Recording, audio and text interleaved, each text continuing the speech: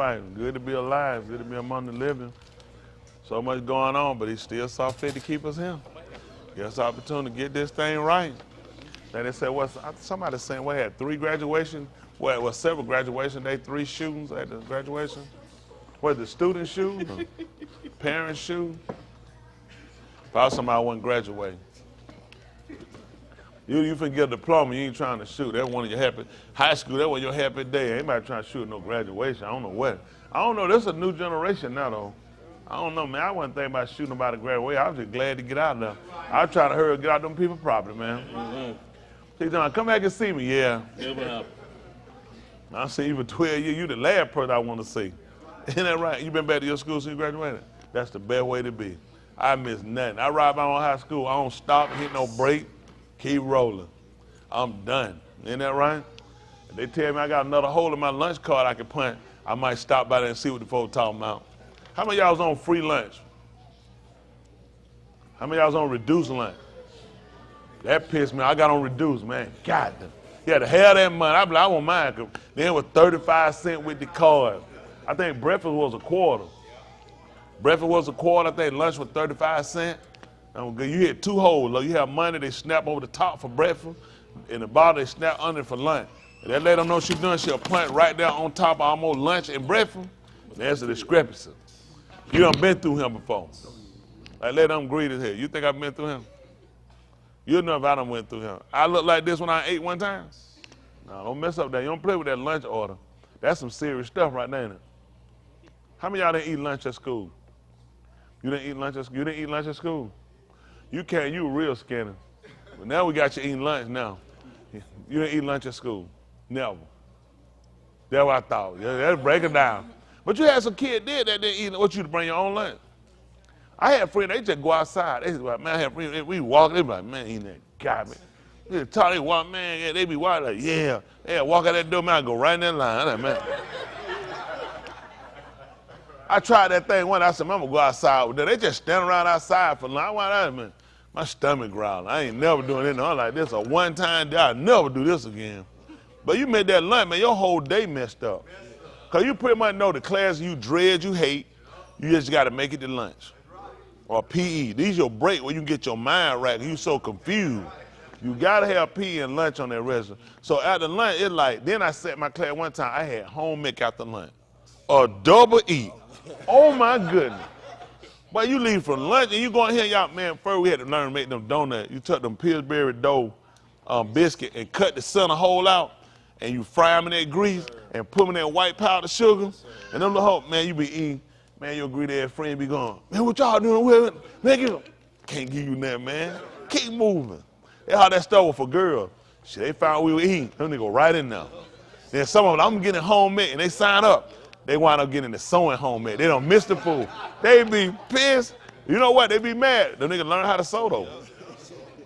They don't tell you, but you can see they stitch together. So you been in that homemade.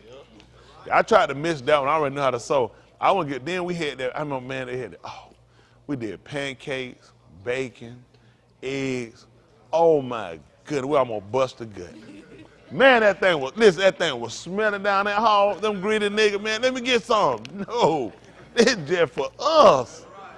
I can't share it with y'all. It's for the group. Now, somebody had to bring the bacon, somebody bring the egg. Man, homemade was swinging. You just got to pick it at the right. You want to eat it in the morning, where you already ate your breakfast, then you get another breakfast, or you want it right after lunch. That way you can consume, you be good. That hold you for the rest. Then you know what hall to go to use the bathroom. You never use the bathroom in the hall your class in. That's just dumb. You know what I'm saying? You see somebody, you look at his shoe, so I hope you ain't on this hall. You want to be someone on pet. Then you got to learn how to use the bathroom and put your foot up. And they had a stall. I think y'all come along, they took the doors off, didn't it? I don't know what kind of food that was. I mean, we had doors. In Kirkwood, we had doors. I always had doors. We didn't see that no door stuff. Y'all didn't have doors, did you? High school? Middle school? What makes them think nobody ain't gonna take a doo-doo? Who wants somebody just standing there looking at them? I'm telling you, taking a dunk, there is no door. Oh, yeah. I ain't making that far. My stomach ain't never been good on way long. I tell y'all a secret last evening on. I had went, me and Brian, we was at that hospital. I went and got that Sookie Dicky thing. What else? Sudoku. When I put that thing in my stomach, it was good. I started eating. I said, let me get a to-go plate. He said, too. I loaded my food up, got in that car, shot back at that hospital. I came through emergency. It was emergency, too. Well, it was emergency. I had to leave them draw in that garbage can. I was going to try to clean them. I said, why? I said, I had an emergency. I'm in the emergency room.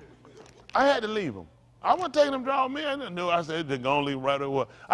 You know why I mess up? And I need to pray for me. I'm going to start getting, this is what I want. Somebody invent sweatpants that just pop with a fastener. Them men in the string ain't working. You time or you want to stay up. And I did the double loop. And I pulled. And that frustrated me. And my stomach said, this on you, big man. Now, I have pulled them down where they were tied up. And I almost pulled the damn skin out the side of my leg. They were so tight, I had to get them down. But it wasn't working today. I don't know what happened. Maybe I had a mole or something hold up. It wouldn't slide down my leg. So anyway, it was I didn't feel bad. I like, it's emergency room. It's emergency. I had to go. Oh, let me guess. Ain't nobody here never done went on this stuff. Nobody ain't had. It wasn't the whole thing. It was like, like a pig. You know what I'm saying? Not pig. Something like that. Ain't nobody done had no. Everybody here, let me get it. Everybody so saved. Who all so saved? What's so saved at? So we all done fell down before. Right? How about that row? No accident. Don't try to live. You can be over the righteous. And I had accident. That's tight. That's tight. So we got so saved over here. Costa, I don't see some of that stuff you cook. Costa, ain't no way. Costa, if I don't win, if I don't have accident, Costa, no accident. That. Mechanic. John ain't never smashed your finger before. You smash your finger, mash your finger, hit you. First thing come up with, it ain't never happened. Right. Battle on. Karate kick and all that. Come on, because sometimes leg can hit too high in that little mechanism. Anita. By the way, your flower. What that mean? Y'all so saying? All right, somebody. That on top. That's all we want to do. I mean, been on top of the roof when you had to climb through them people one. Hold on, big man. Big man, you were on the roof. Can you imagine somebody on your roof, check your roof, and you get a knock on your one? Tat, tat, tat, tat, tat, tat. You remember I climbed through your window? I like, are you serious, big man? Man, I've been climbing through your window, and go across your bed. I'd have had to go in. I'm stuck on the roof. Immediately, I got to go to the bathroom. Complicate, that's what I'm saying. Hold it on and I won't let go. Say what you look at your daddy for. You know, what about you, Joker? They got Lancaster by itself. Plenty of them. The bath. Triple T ice cream. Triple TP. 3 pieces in water. That made me go to the bathroom just thinking about it. Then that homemade ice cream that don't have to be refrigerated. And you can put it in the oven. They ain't gonna make you go to the bathroom. Heated up ice cream that don't melt. We got another row right here. We got another. So say it over here. We had some little here. Dead. You ain't showed up and served one time. Ain't missed that bathroom. Man, what you talking about? I done heard something about you too then. You ain't know what no ear. So we so say it over here. I can tell you. It don't have that. See, that's how we make America. Don't be. I can tell you ain't had a good shake. Come on one time.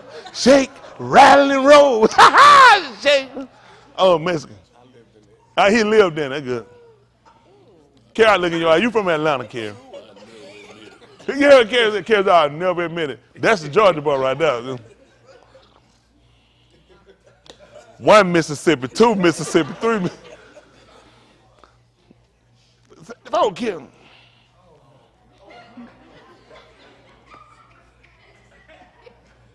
Can I help you, Aunt Smith?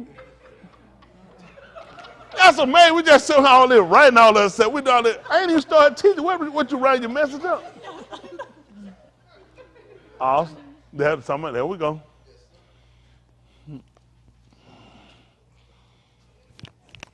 Pastor. Come on, Pastor. Surely my pastor can feel my infirmity. Princeton. Oh, yeah, you know that. You should have had a well of a time. You gotta come. Breathe. Breathe up. Oh, my. Y'all believe this? How many of y'all believe breathe the brainless? We just listen to him.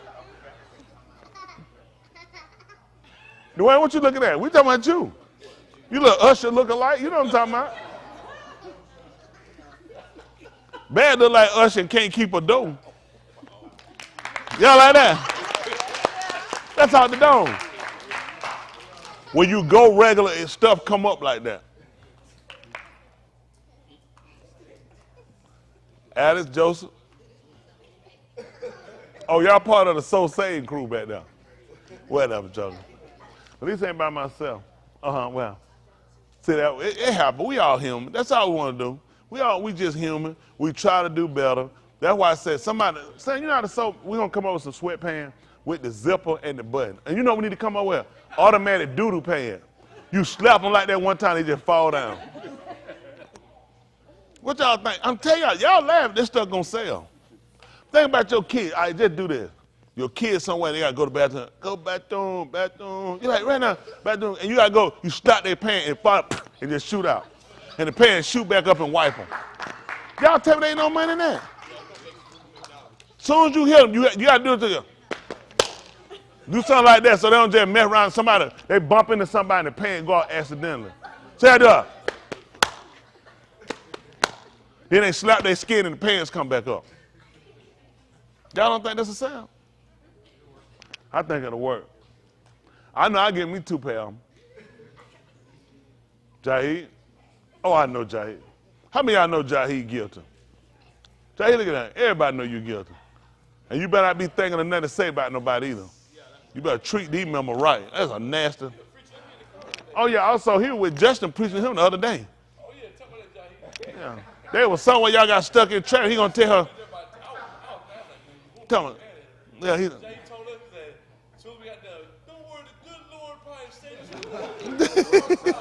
I told get that Christian junk out. Yeah, I heard that. They stuck out there for 2 hours. He done, the good Lord just trying to protect it. He said, get that Christian stuff out of him. Trying to preach his old army mess he was teaching. Yeah, we'll get him straight one day. But it's too to be him. We're going to try to move on and keep going. With all this stuff going on, though, around here, now the monkeypox out, you know they're going to blame it on us. You know where they say it came from? Africa. They said, usually Africa. I don't know nobody black. I've been black pretty much all my life, except for that time I want to be white.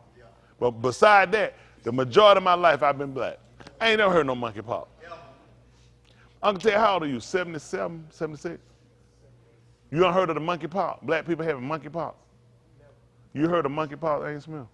And you 70 what, 4, 73? 75. See, all this stuff come up, white folk put that stuff on us. I ain't never heard no monkey that had it. Anytime something come out of Africa, I'm just saying it always got some negative connotation connected to an animal that come up. AIDS came from us on a green monkey. They always attack monkey. Africa ought to get pissed. Somebody ought to stamp against their foolishness. Just call it what it is and quit always assault, because what it do, it start, I'm telling you why it's dangerous for us. Because soon as some white folk get it, they said they just got their first case in San Francisco. Soon as some white folk get it, and the white radical white boy get it, they come in gunning for us. See, y'all don't realize it's the psychosis they get these white people. If they saying it come from Africa and that done came here, who it came from? White people? Came from you. So now it justified when one of them come along and decide he want to gun down some people, cause monkeypox, and he afraid because he American and he ain't no monkey and he ain't from Africa, and it's the African, the Negro that's passing the niggas that's giving it to him. I'm telling y'all to say. That's how they justify themselves. I think they're saying this other white boy from Buffalo, he said he was locked up from the COVID restriction or something like the COVID. They always got a story. Now I'm just hearing that night on the show, they saying it was somebody else with him. Y'all said it on the show. Somebody said it was somebody else with him. He did a media chat room with a few of his friends before he went out and did it. And they talked about it. They just say he did a media chat room. Typically how that supposed to work then, you really get them, they actually be charged, and they should be. Yeah, if I tell you I'm finna just start shooting people up, and you knew this, and you were held it, then you just as guilty. Because you could have let somebody know about it. Typically that's the law. You were accomplished to it. I mean, even we had the conversation, and I said enough about it, but it wasn't direct, and it was enough. They could really kind of charge, I think, with conspiracy. You could still be a charge in a way, even though it wasn't direct, but I said enough that you should have picked it up, which to me that would be stupid. So if he had a conversation with them about doing it, and they allow him to go and do it, then we already know they should be locked up, but they ain't gonna happen. They white, it's America, it's their way, that's how it work out. That's the bottom line. I've been told y'all it's time to separate. Just give them their own. We separate, we let them have their side of America, we have our side of America, and we just do business and we trade. Anybody cross over that don't like it, you come, then you get dealt with. Same thing with us now. You cross over their line now, and you go to mess with them. I think the same thing should happen to you. It should be the same thing. I mean, this ain't hard. If you set the right protocols in place, a lot of stuff these people doing, they won't do it. They won't do it. If his mom and dad know they're going to go to prison, they're going to get killed with him, then they'll look at this right here. I'm going to cut y'all. You 18 years old. What you need all these clips and these bullets for him?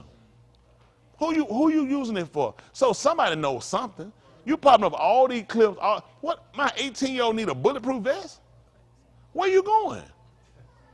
I'm a nigga. I'm saying about why you need a bulletproof. If anything, all niggas need one. Right. I want to know why you need a bulletproof vest. What are you going to do to reason you need a bullet? Are you the police? Right. Are you finna go to? Where you going? That's right. Come on, folks. These people know better. They'll all sit back and they'll play ignorant. They know better. My son need 1,000 rounds. 18 years, he need 1,000 rounds. Does that make sense? He need guns, assault rep at 18? No, that makes no sense. You'll be all right. Get him a shotgun, one that shoot one bullet every other week. Cause hell, y'all be in college somewhere trying to get something, get them in an institute trying to get a damn education. That's right. Isn't that right? I don't know. Some of the stuff, I don't get it. So you got to look at this just America's system. I ain't no use of trying to blame America. The people that really blame is us. You wore your welcome out. I ain't smelled right here. You tell me that. You go to Fort Howard too much? She said, I said, they said I go. She said, yeah, but she said, you wear your welcome out. Please you to tell me that. I said, I can spend the night. They said it's okay. She said, but you wear your welcome out.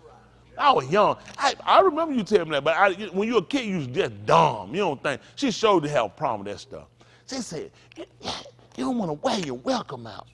I trying to figure out where my welcome. They said it's okay. She just tell me, call folks say it's okay, don't mean it ain't a problem. And you know what happened with her? This is what you looking at. Some white folk done told you it's okay. We done, our welcome out. Like my mama told me. That's all, you don't wear your welcome out. It's time for us to really start putting to you what we need to do. Let's make sure we get to understand this word. Learn how we need to operate. Then we need to start setting up some things for ourselves. We realize where we at. This ain't gonna stop.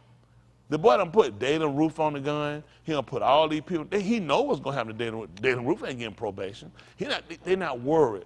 These kids already been told they're gonna be taken care of. They'll tell they're gonna put them away some superman. Hey, you been there to see these people?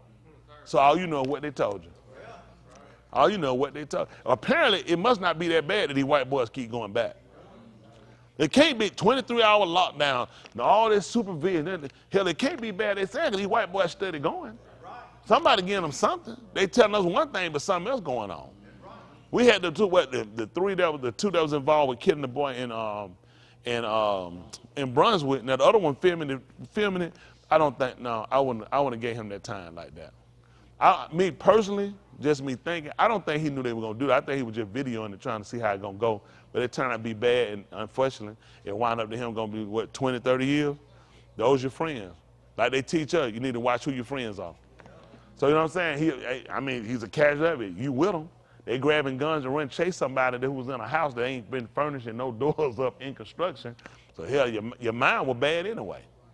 So now you look at these two that killed him, and then the feds offered to take them and let them do all their time federally. A judge had to step in and tell them no. See, in the feds, you can still wear your regular tennis shoes. You can keep cash on you. See, them white boy, they had it made. They've been celebrities in now. Especially you to send them somewhere like California, they got with the Aryan Nation. They got with the skinhead. They look at you kill niggas. Shit, we welcome you in, man. You got a badge already. Them boys been celebrities in now. People don't realize it's only bad for us a lot of time. For them, it's their system. How bad is it going to be for them? Hello? I remember we were growing up, white kids didn't get whippings. Y'all remember stuff? Y'all remember going on? We would talk about that. White kid being in the store, roll on the floor, parents reading it with them and talking. Well, here you look at me like, please try it. I just want to show them how to get their kid off the floor. I look at him and like, it'll never happen. Nope. I already know you're going to take all that candy rack out of me. When white kid get in the store, I'm telling you, they used to make such a noise until their parent would break down and give them what they wanted. And you just be looking. You don't say, you just watch it. You're like, wow. Now you go to the store, it's us. Now that throw me. When I see up, but this the generation. I was telling somebody, the problem we have, a lot of people don't understand what we deal with because they're looking at today's situation, today's generation is a lot better. Today's generation is a lot more opportunities. You can look at today as a better opportunity, a better situation, but the people that's in this, that's of today, are people that grew up from the oppression or came out from parents that have been through a lot of the oppression, a lot of discrimination, a lot of the segregation. So it's not better for you. You know what I'm saying? Because you still kind of channeling through. Your parents were victim to a lot of stuff. I'm only well, my mama, her father pretty much sharecropped. He didn't own no land. He worked for white people. They worked, pick peas, pick cotton, got paid so much a day. Y'all couldn't call them white kids and white men by their first name, could you? You had to call them Mr. Mrs. Miss Uncle tell you too, right? So I'm the son of this lady who grew up watching it. So how far detached am I? My kids are what? Just 2 generations over from it. Y'all still living in a time set with people that grew up. Can you imagine a little white kid, you say, hey, Mr. So-and-so, and you better put your hands, you better know what you're doing. Now the Negroes that kept their house, they would chastise them in a way, but they'd pop them a little bit, but they was only so far. The white folk would put it on them. They would let them, if you were like living in the house with them and you were their housekeeper, then you can discipline the child for them. And 9 times when you discipline, it's going to be because he done got back with his mom and daddy. And you getting it behind, tell you don't talk to your mama like that. Now that let go. You ain't finna whoop their time myself. You don't talk to me like that, you're a child. Your ass finna be swinging from a tree. They finna put some bananas in your hand. All the time them kids were getting whipped by a black person, if their parent told them to do something, they do it.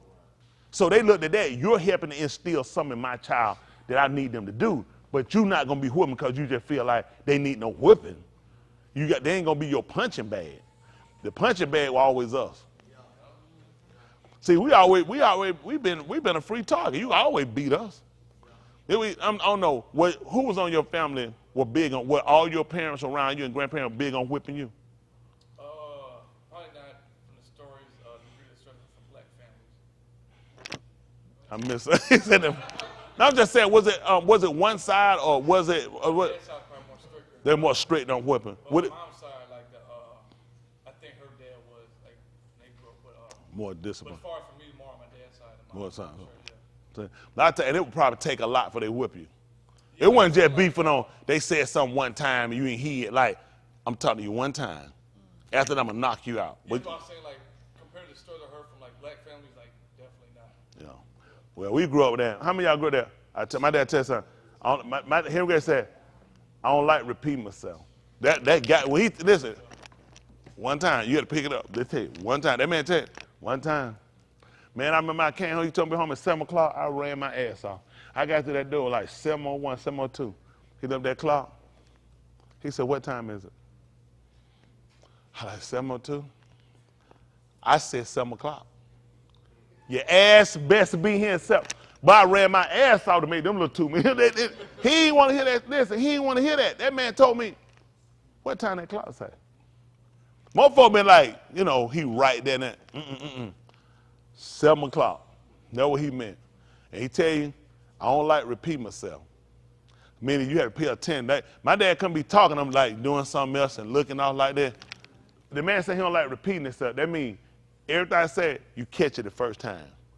In the story. So I grew up in that type of era, and it's good because it helped me to still be alive and to do what I do. You know what I'm saying? To pay attention. So like when Mr. Yahuah talking, he said, Shama, hear with the intent to do. He don't. I already hear. I'm hearing greater boy. Here he said, I know. I ain't gonna have to repeat myself. Hearing greater boy. You can't. Everything show me to hear. Billy tell you something. What that mean? Do something else. I'll go back over it again with you. Them folk, man, them folk knock you out. His daddy like that. His daddy didn't play. His daddy didn't play. He'd tell me stuff like that. I said, whew, I thought you were raw. He said, Daddy, about him a box of bullets, and them bullets is only for getting food. He said, Daddy, listen, for every bullet got to be a kill. Listen, man, he said, listen, his daddy get every one of the boy a box of bullets. That got that. My uncle, they call him Red. Uncle Ted favorite him, Uncle Maduna, but he got them blue eyes. He's always been. He was street, and he just want to do the street. He shot up all his bullets. He said, Daddy came home. Said when his older brother ran through how to get the gun, he went how to get the gun. He said, I'm gonna kill his ass. He shot them bullets. So he like every bullet is supposed to be a kill. My dad said, listen, when we shoot, he said, you can't miss. His daddy want every bullet got to be a kill. See, these folks here, these kids, they were strict like, but let me say this. A lot of stuff that our older parents did, some of us out of ignorance, but they understood how things couldn't just be played with. You know what I'm saying? Like now, y'all let y'all kid eat, throw the rest of shit in the garbage. Man, ain't play no stuff like that. Man, no, you don't do no stuff like that. I'm grown, I don't do no shit like that. When I eat, what I put on my plate, that's what I eat. Unless something happens, I don't throw that in no trash, I don't play no stuff like that. If there's something that landed on it, or something happening, I don't eat to say, throw it in no trash. What I put on my plate, that's what I eat. I can go to folks, I tell the folks, they bring stuff today, I tell them, I don't bring it. They'll put on, I said, I don't care. I said, I don't have time to wait on food, take it back. You wasting food, why you throwing it in the trash? It's stupid. I don't want, they be like, we done brought out, take it back. Don't want it. I just grew up, you just don't waste food. What you got, that's what you eat. See, they got us now, that's why our surviving skills so piss poor. Because y'all don't teach our kids the importance of conservation, of keeping stuff and paying attention to what you're doing. We had something we did, didn't go in the trash. My daddy got a dog. He like, why you gonna throw it in the trash? Let the dog eat it. If it's something, you throw, we throw food, you had a dog, give it to the dog. That was it. We just didn't go around just wasting stuff to just be doing stuff. But today, I just be honest with y'all, it's a lot of reculturing. Because a lot of stuff you guys don't do, like you teach a kid like when you walk, they stay with you. Man, let me tell you something. He ain't ready to walk. Just how he walked and I bumped in his head, boom, hit him in the back. Oh my goodness.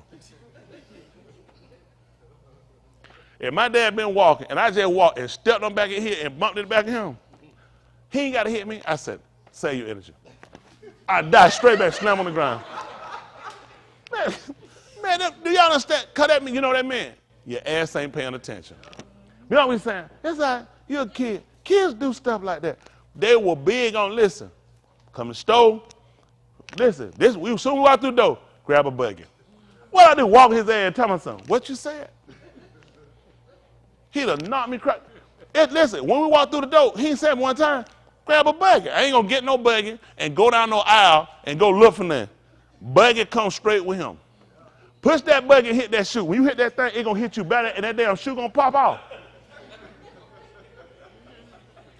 Listen, what you do at that point, run to the front of the store, tell the manager, cut off the lights and lock the door. This store closed for the day. But, you know, as hard as it seemed to, like, you know, you might say, that's great, that's cool. It ain't cool. It just tried to teach you how important it was. They grew up in a generation where you had to pay attention. Pay attention. I watch a lot of cats. They just don't pay attention. And it's because y'all ain't grew up that era where your parents really were stricter to pay attention. Pay attention when they talk to you. Pay attention when you got to do something. Pay attention when you give them something to make sure you got it. Now look how it transfers over to when we get this. This is this whole thing about Shama. Hear ye the word of Yahuah. Shama. Listen with the intent to do it. A lot of times y'all just fade off, do stuff. Y'all know, I had to tell y'all the same stuff over and over again. Y'all wouldn't have made it. If Henry Grady could have been a pastor. He'd have hit some of y'all them hard construct. Listen, that man had permanent black under his nail. It was part of his skin. It was just part of his skin. It was a layer up under there. Hand went straight, be like, so when they slap you, it just grip your whole head. It's like your hand was made to just slap you and just cover all the back of your head with it to take it down. But you know, you realize I'm gonna just live where I don't get no slap. You just, after a while, you rather kind of whipping that gate. You trying to stay out the way of that stuff. And then you start looking at the way Yahuah or discipline. You try to stay out the way of his discipline. Now you try to avoid him not correcting you, but you try to avoid things that you don't have to get yourself involved with. Why would I put myself, well, you got to strike me down. You got to cripple me and take my sight. Why don't I just comply? Because it's going to come right back around to the same thing. You never escape it. It's just a matter of time. Well, it is. If you're doing something and you ain't getting caught, you ain't getting caught, nothing's happening, you should be thinking, how are you getting away? You're not. He got something different for you. See, the stuff that we saw, like Daoud said when he saw the Rosha, he said they strength. He said it was firm. He said it was firm. He looked, but then he started to realize he got something different for them. You'll put your eye on people doing Rosha and look like you get corrected, you get caught, you get, you always get disciplined. It's because he cares. I don't want you to get in the latter end. There's some people, he just rather get them in the latter end. They hadn't escaped. They'll seem like they have. They hadn't escaped. They're looking around like, stuff working for me though. I mean, they talking about when you doing wrong, stuff around you will happen to let you know you're doing wrong. Ain't nothing around me happening to let me know I'm doing. Exactly. I don't want you to be warned. He don't let them know. My intent is to get you later. It's just like he told you, if you were to see with your eyes and hear with your ears and understand with your heart and you be converted, he said, then I have to heal you. Now you know, you sick, I have to heal you. That's how important it is for us to pay attention to what you got. You mess around, you lose, and that man cut you off. You can't get back. That's dangerous.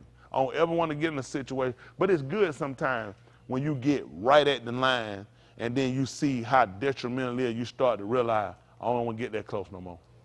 I don't want to be like that with him. I don't want to be somewhere when I don't know if I'm going to make it back, if he's going to cut me off, if he's going to put me in the damnation, you know what I'm saying, condemnation. I don't ever want to be in that position with him. Once you done been there, you realize you don't want to play that no more. Get on the edge of a building, almost fall off and they snatch you back. See if you go back to the edge of that building. Your ass stay on the ground. They said, you can come back up just a minute. You said, I'm just going to stay on the ground. I was too close to fall. I ain't even going to go up there. Everybody, I mean, you just because you was on the edge. I don't want to get nowhere near it. Just being up there make you start thinking. So you start looking at when you got certain lines you impede and you realize you just did make it back, you realize, I don't want to be there no more. Y'all got that? I'm telling y'all, this a way you really have to sit down and consider. It might not seem like much to y'all. This man cutting a lot of people off. Listen, I used to get on my nerves. These folks done block the view. They cut me off on this and they do this. But then they come in to consider. The man told her, it's going to be a famine. The man got to be right. How is it going to be a famine if I'm broadcasting everywhere? How is it going to be a famine if everybody can pick me up anywhere? He cutting them off. He got intent to cut these people off. Therefore, intent, listen, ain't but a remnant going to be saved. Y'all ain't seen no mass bulk of people saved. No. He told you, though, Yasharal at the sand of the sea. It's one but a remnant of them people going to be saved. He let all them folks, listen, he cut a bunch of them out. The number they were losing. When you start losing 23,000 people in one day, boy, it's time to get yourself together. We ain't talking about no 23,000 people around the world. Right in your group, 23,000 people falling one day. They ain't enough to make you start looking at. That's a serious hit. 23,000 people you lost is a big hit. Just start taking them out little by little. Ain't that right? Letting the Kosh come in the bottom and take them up. Let the Ross old man and swallow them up. Then he take them in. Then he realize, you know what? There's some more I got to get out. Some of them thought they made it. Put them right back out, and I get them out in 40 years. I put them in Barak ball. Just keep wiping them out till you feel like, now I got enough. Now I tell them, turn and take your journey. He'll just keep moving you around and shuffling you till he get what he wants. Hello? Kind of like a Rubik's Cube. What you got to do to get all them colors, Danny? You got a Rubik? Anybody got a Rubik's Cube? Do anybody have one? I'm just kidding. You got it with you? Can I say? Oh. Who got I know one of these kids got a Rubik's Cube. Well, nobody got a Rubik's Cube now. Nobody want to go to jail. Going to jail now. You got one, Cam? You got a Rubik's Cube? No, Cam. No, Cam. No, Cam. No, Cam. That man jumped up. I thought he had a Rubik's Cube. You got a Rubik's Cube? You know where it's at? You know who got it? I know who got it. Hey, you know what? You know where it's at? Look at Hayward Bible bag. I ain't seen a Bible in there yet. I know it's a Rubik's Cube in there. You see a man coming here. I remember, man, I had a little regular one time. He was talking, man, you ain't serious. I said, what? You ain't trying to be serious. I said, what? Man, my ex-pastor at Big Gilmore Temple hit Bible bag with this big. And he had one a little Bible, just had the book Psalms and Matthew, Mark, Luke. They didn't have no but Matthew, Mark, Luke, and John and son. He had that serious book down.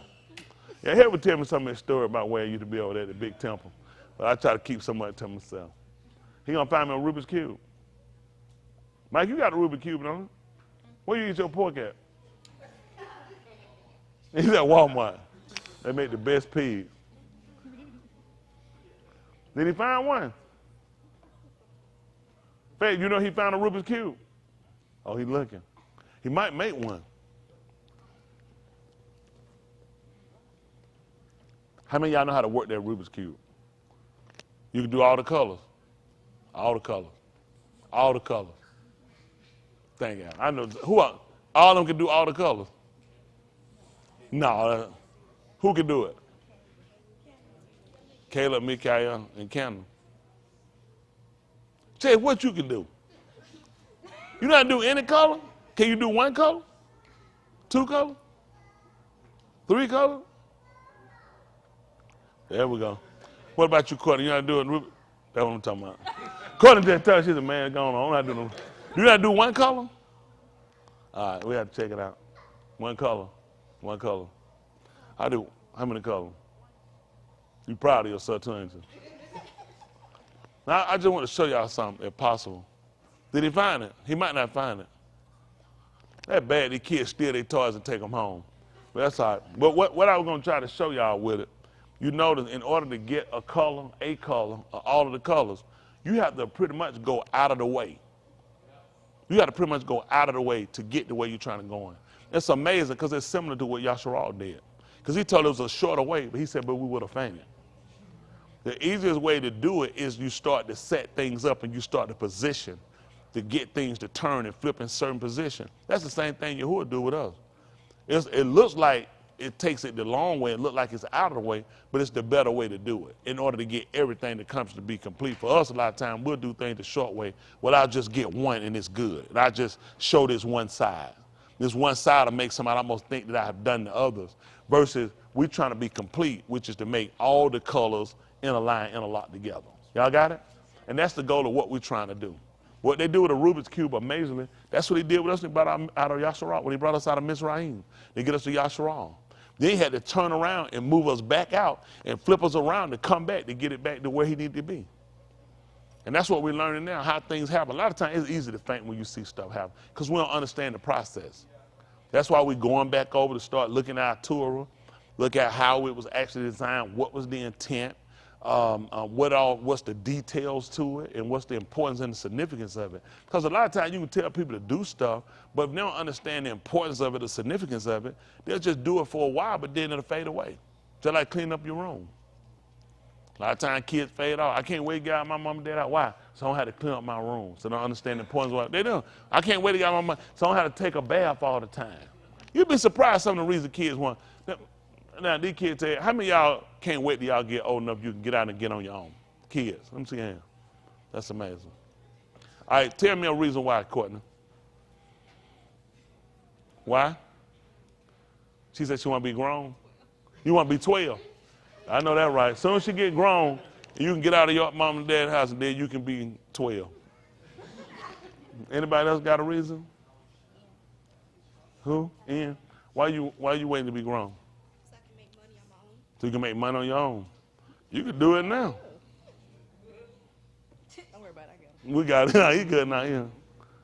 Anybody else? What you want to be grown for? Why y'all looking at each other? Y'all trying to see if y'all got the same answer or different answer? What's your answer? You don't have an answer? What you want to do? Have your own rules. Oh, that's all right now. Have your own rules. What you think about, Alyssa? What you want to do? Nothing? You don't know? Okay. Y'all figure it out. But a lot of times, people want, Hadassah, what you waiting on? Why you want to be grown? Oh, that's good. She want to be grown. She said so she can cook waffles.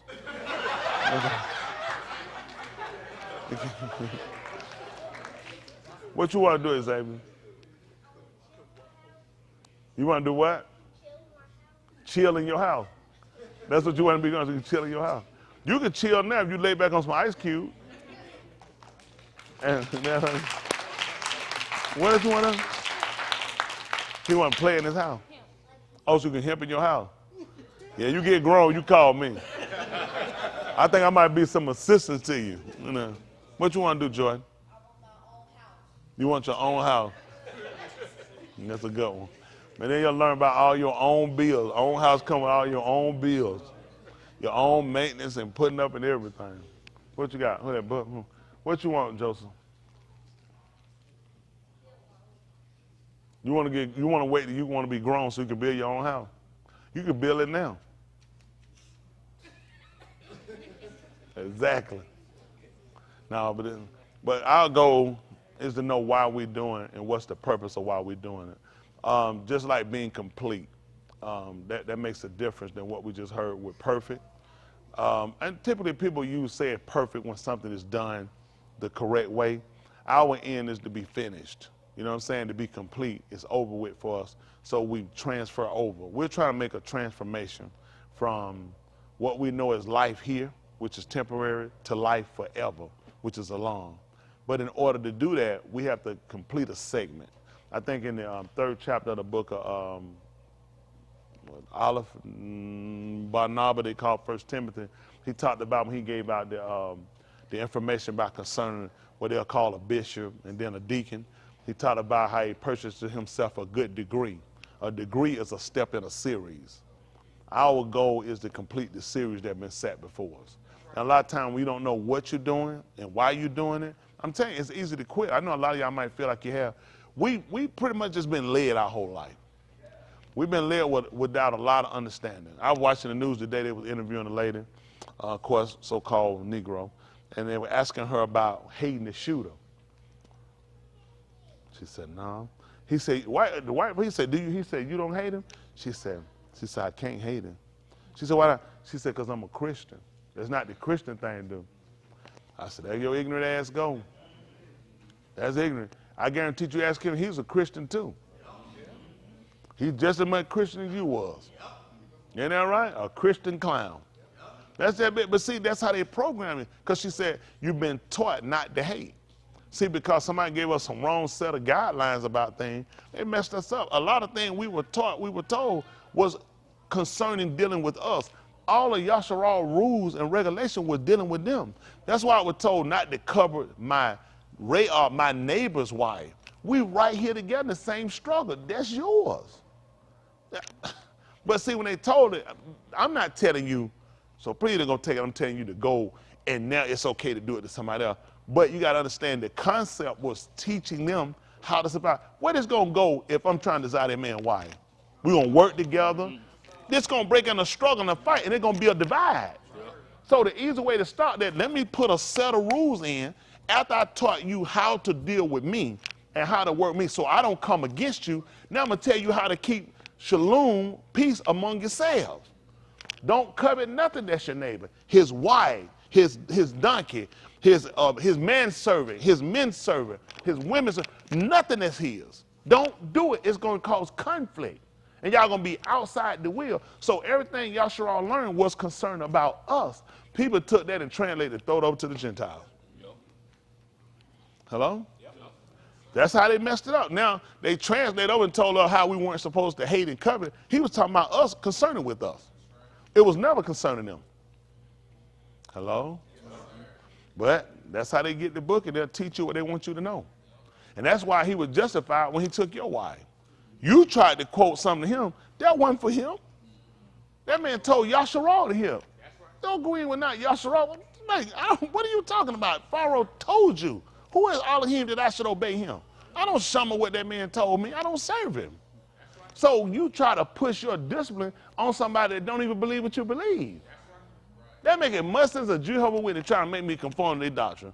I don't listen to no stuff like that. I'm not entertaining it. Now you trying to push the discipline of your Elohim on some people that don't even believe what you believe.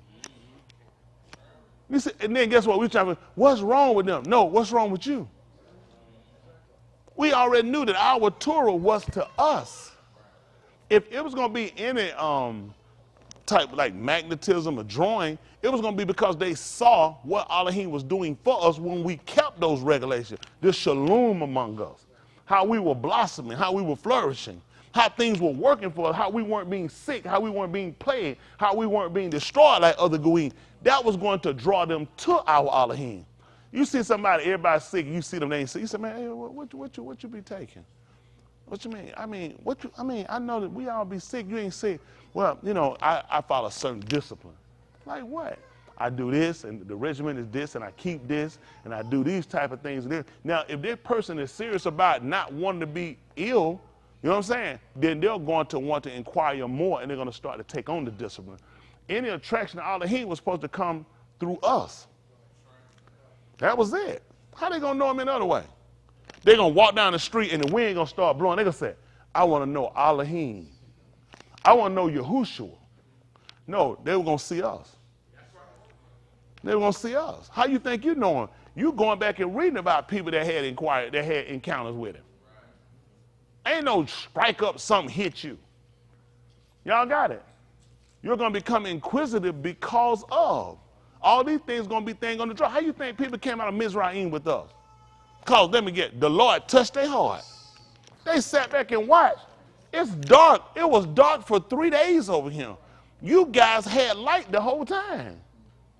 When it was plague and all this stuff fell on these people and on their cattle, you guys didn't get it. What are you guys doing differently than us, the reason it didn't happen to you? And if I'm honest and I'm sincere, then I'm going to attract to it. So we were going to be the thing that were going to magnetize people in a sense to get them to want to know him. Y'all got it? I don't know. I get people they carnal mind. I've been there. The Spirit just talked to him walking down the street. No, you're going to have to get with somebody. Just like the unit told you, somebody going to have to guide him. Y'all saw that? That's right. Somebody had to guide him. He was going to the right place. He still got to run across somebody going to show you. In your book told you they're going to have to take hold of him. Then what is a Yehuda? Why? You seriously? Exactly, because they're going to look at it's evident. You guys don't realize how important you guys are. People got to watch you. People got to see you. Don't worry about it. I try to move on. Don't worry about it. Just go ahead. See, you don't believe, you might not believe it, but you should. A lot of y'all, a lot of us, we still think like Christians. You might not use the connotation, the words or whatever, but your behavior and your thinking is. It's not rational for a Yehuda. We don't work like that. We got to see something. Like they told you, we seek a sign. Mouse say anything. We seek signs. That's in your book. He told you that Yehuda seek a sign. The Greeks seek after knowledge.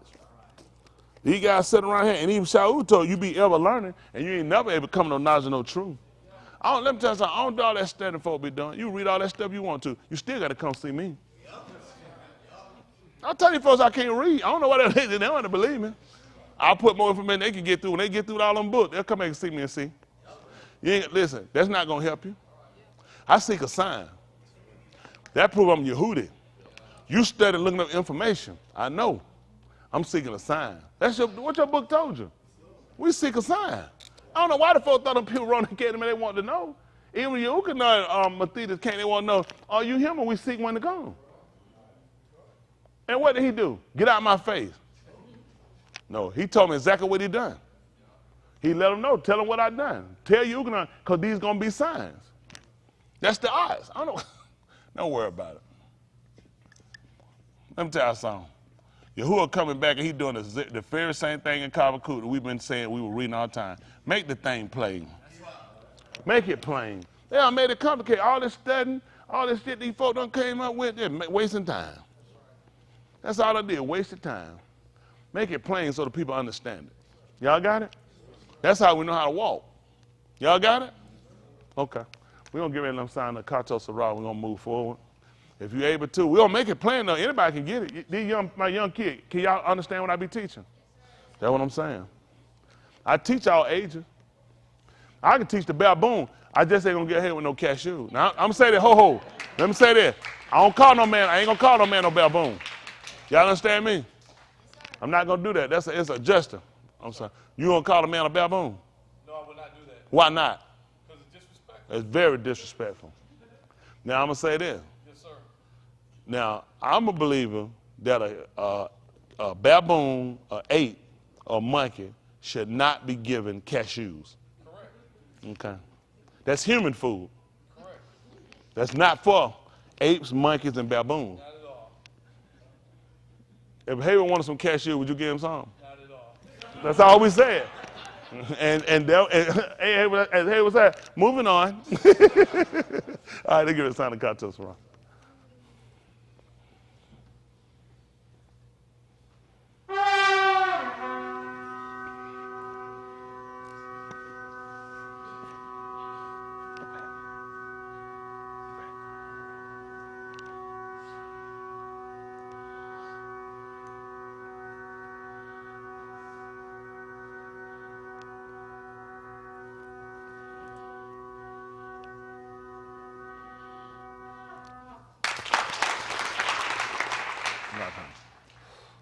Kudash Abba, separated Father, I do thanks.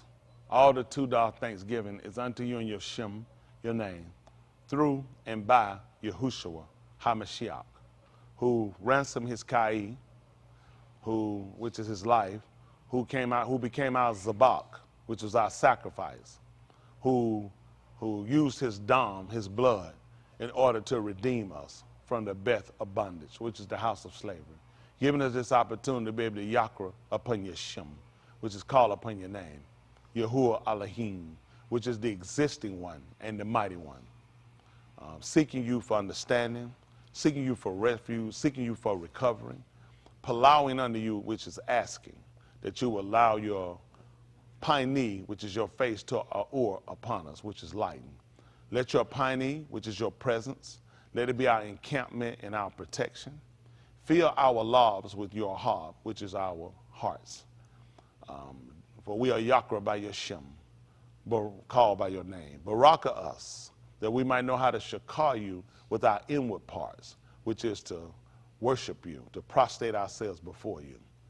We seek you that you will lamed us, which is instruct and to show us and teach us, and seal us with the Ruach HaKadosh, which is the spirit of separation, unto the human redemption, unto the day of judgment. Barak us that we don't be condemned in the mashpat, which is the judgment. Barak those watching in, that ask us palau forming with them, that support your dabarim. Barak the out-of-towners and be there nakum. Barak those going through the storms and the floods and the fires that seek you withal.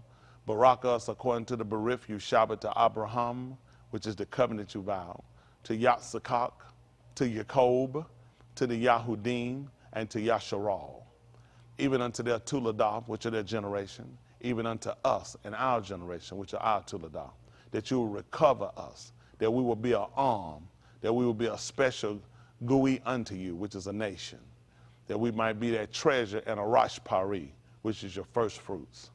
As we prepare to move further, we ask you to search us and see if there be any Rosha Darak, which are any evil ways. Cast it from us and lead us in the Arak everlasting, which is the way of life. Let the bar of our paw, which are the words of our mouth, let the meditation of our lives, which is of our hearts, be acceptable in your own. And as we prepare to move further, we ask that you take full control, that you get the Tahalim, the praise, the Kabut, the glory, and the Kabad, the honor. In the Shem, which is the name of Yahushua HaMashiach, which is the anointed one. Let us all say, Amen. You turn it on for me. Like, put on low, please.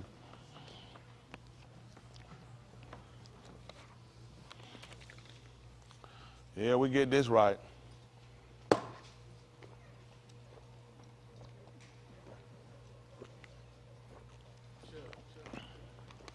It's all finna go too. Woo! All right, appreciate it. That's good right there. All right.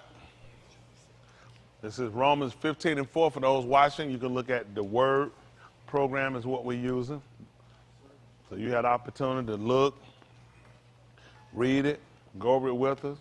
What ain't right, if you know more than me, you get it and you save yourself. I ain't gonna be mad at you. You know more than me, get it and save yourself. Why wouldn't you? If you don't, then you fall alone. That's right. And you just grow together. That's right. We'll go across some things, and as we go, we'll make adjustments and we'll make changes. Isn't that right? Because right. everything we got, somebody done touched it. Unless you got the original or what was written, everything you got been touched and handled by somebody else. That's right. That's just been, they had these groups come up with this foolishness. These people don't have no original. The only people I honestly 100% would believe had original, you don't go to the Vatican. Yeah. Yeah. I don't believe them white-skinned people sitting in Jerusalem got it. Nope. All them people gonna have, them folk gonna be in the Vatican. Yep. The older people that oppress you, the Romans, they still got their discipline. These people don't have no Yahuah discipline in no America. They got Roman discipline. They got Greek discipline. The older people done handled and took your stuff and done refurbished. Well, they ain't even refurbished. It's started with an F, but it ain't furbished. They done something to it too. That's right. Now we got to come in and we got to try to find our ways out of this manigment they done put us in. But don't let these folk fool you. I'm gonna go somewhere. I know this other group, they got the original. You actually think they done let some coon 8 niggas in America, over here, have some original writings. Stop. No, don't believe these people. No, don't believe these people. Go look and see who these folk got it. You go and look on that Jewish website, they got a white man in that room, he got a stick, and he turning it. Now, what you looking at, you ain't gonna be able to read, even if you speak it, because the way they wrote is different than the way they write now in modern. Pull up that Yahuah scroll. You know what I'm talking about? You can pull up in the room, let them see it. Let them tell it to somebody else.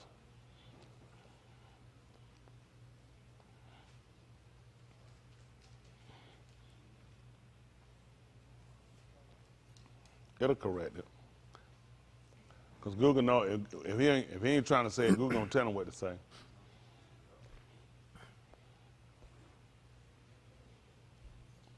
The Great Isaiah Scroll. Oh, this is Explore the Museum?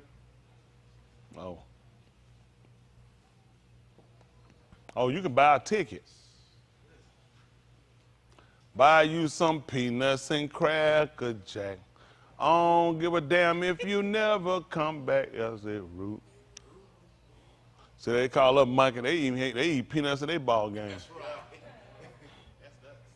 Yeah, that's enough. See, they put tell with the verse at. Brothers, they can see it. But that's about good they're gonna see for now. You put it, look at. You see how they write. The writing like the modern day right now is a little different. This is believed to be Aramaic writing that was used here. You see how they write and they put it together? And I'll be honest with you, you about can't trust them with that either. You about can't trust them. Y'all know how much of this stuff these people finding? Y'all know they still finding scrolls today? Oh yeah, this ain't no lie. They still finding scrolls.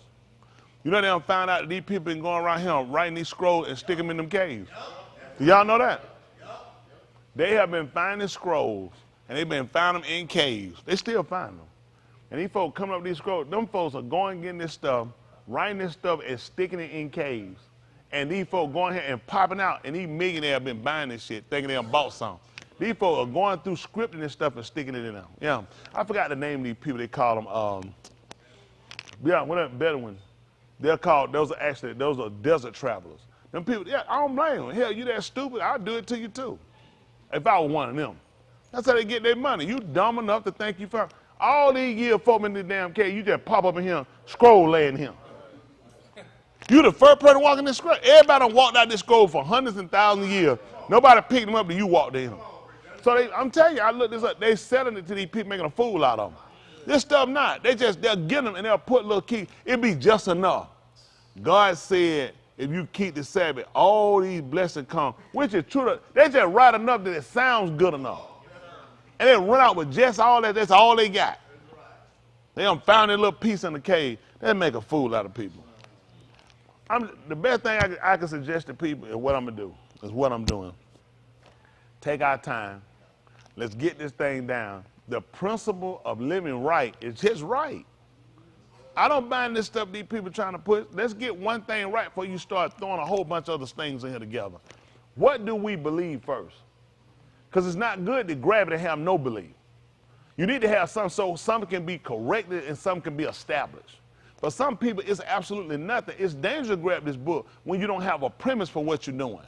And because you'll be all over the place.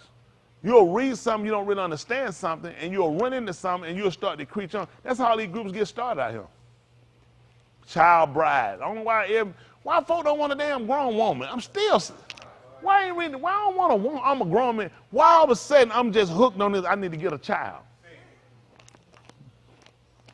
I don't know. But it's always something connected into something that just mess up something and make a mess out of kids. Kids don't need to be a victim. This is our inheritance. Okay? Let's see how this works.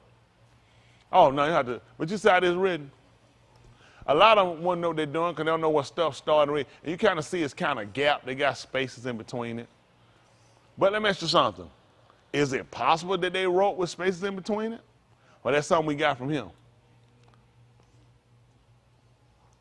Because you got to remember something. When they wrote, they were teaching the people that come behind them how to read it.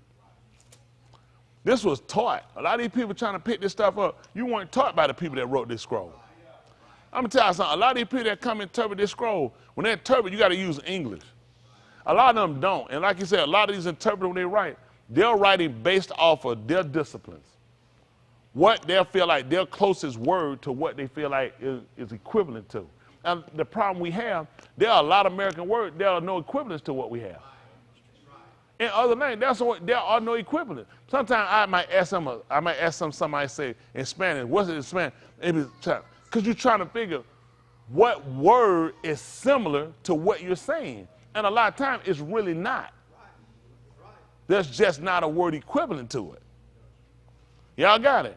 Just like we look at Shama. Shama is to an end, they say, it's like listening. But it's an intent involved with, so it's a little more emboldened when you look at Shama. Listening with the intent to do is different. Y'all got what I'm saying? And that's a little more, that changes the way I have to look at the word. You know what I say? Well, listen to the book. But for you can listen and don't have to use your eyes. You can listen and don't have to do nothing. You're like, I can just sit here and listen. But you couldn't do that if you listen to the word. Because if you shaman, you can sit here, but you gotta be paying attention with the intent to do what you're hearing. It was always, they understood, it was predicated. What up? I am your Yahuah, you shall do. That got that. They know. Well, I'm just listening, trying to think about it and see what I'm gonna do. No. This is what you're gonna do. You're listening with the intent to do. Y'all got it. And they'd have got that discipline too, because when Mushal would have spoke to them, when he came down and he gave them the tour in the 20th chapter of the book of U'al Shamu, what did they hear after that? What did they hear with it? And they wanted to do what they said. We're going to do it. They feared. They said, we're going to moot. So they understood whenever it came down, it was coming from him. You need to be paying attention and you need to do this. Y'all got the same thing Yahushua told them. Who was his mother and his father? Wow. Why it ain't just them that hear? It's the ones that hear and do. He let you know. You can go and say, I'll be listening. I got a lot of folks that say, oh yeah, I'll be listening. Do you listen with intent? You be doing it. Y'all got the difference. Versus I'm just sitting back, I'm just chilling. You know, I'll be sitting back, listen, be chilling. You shouldn't be chilling because you got to change to, I got to be ready to do whatever he say do. Y'all got it. When them folk were told to do something, they went and did it then.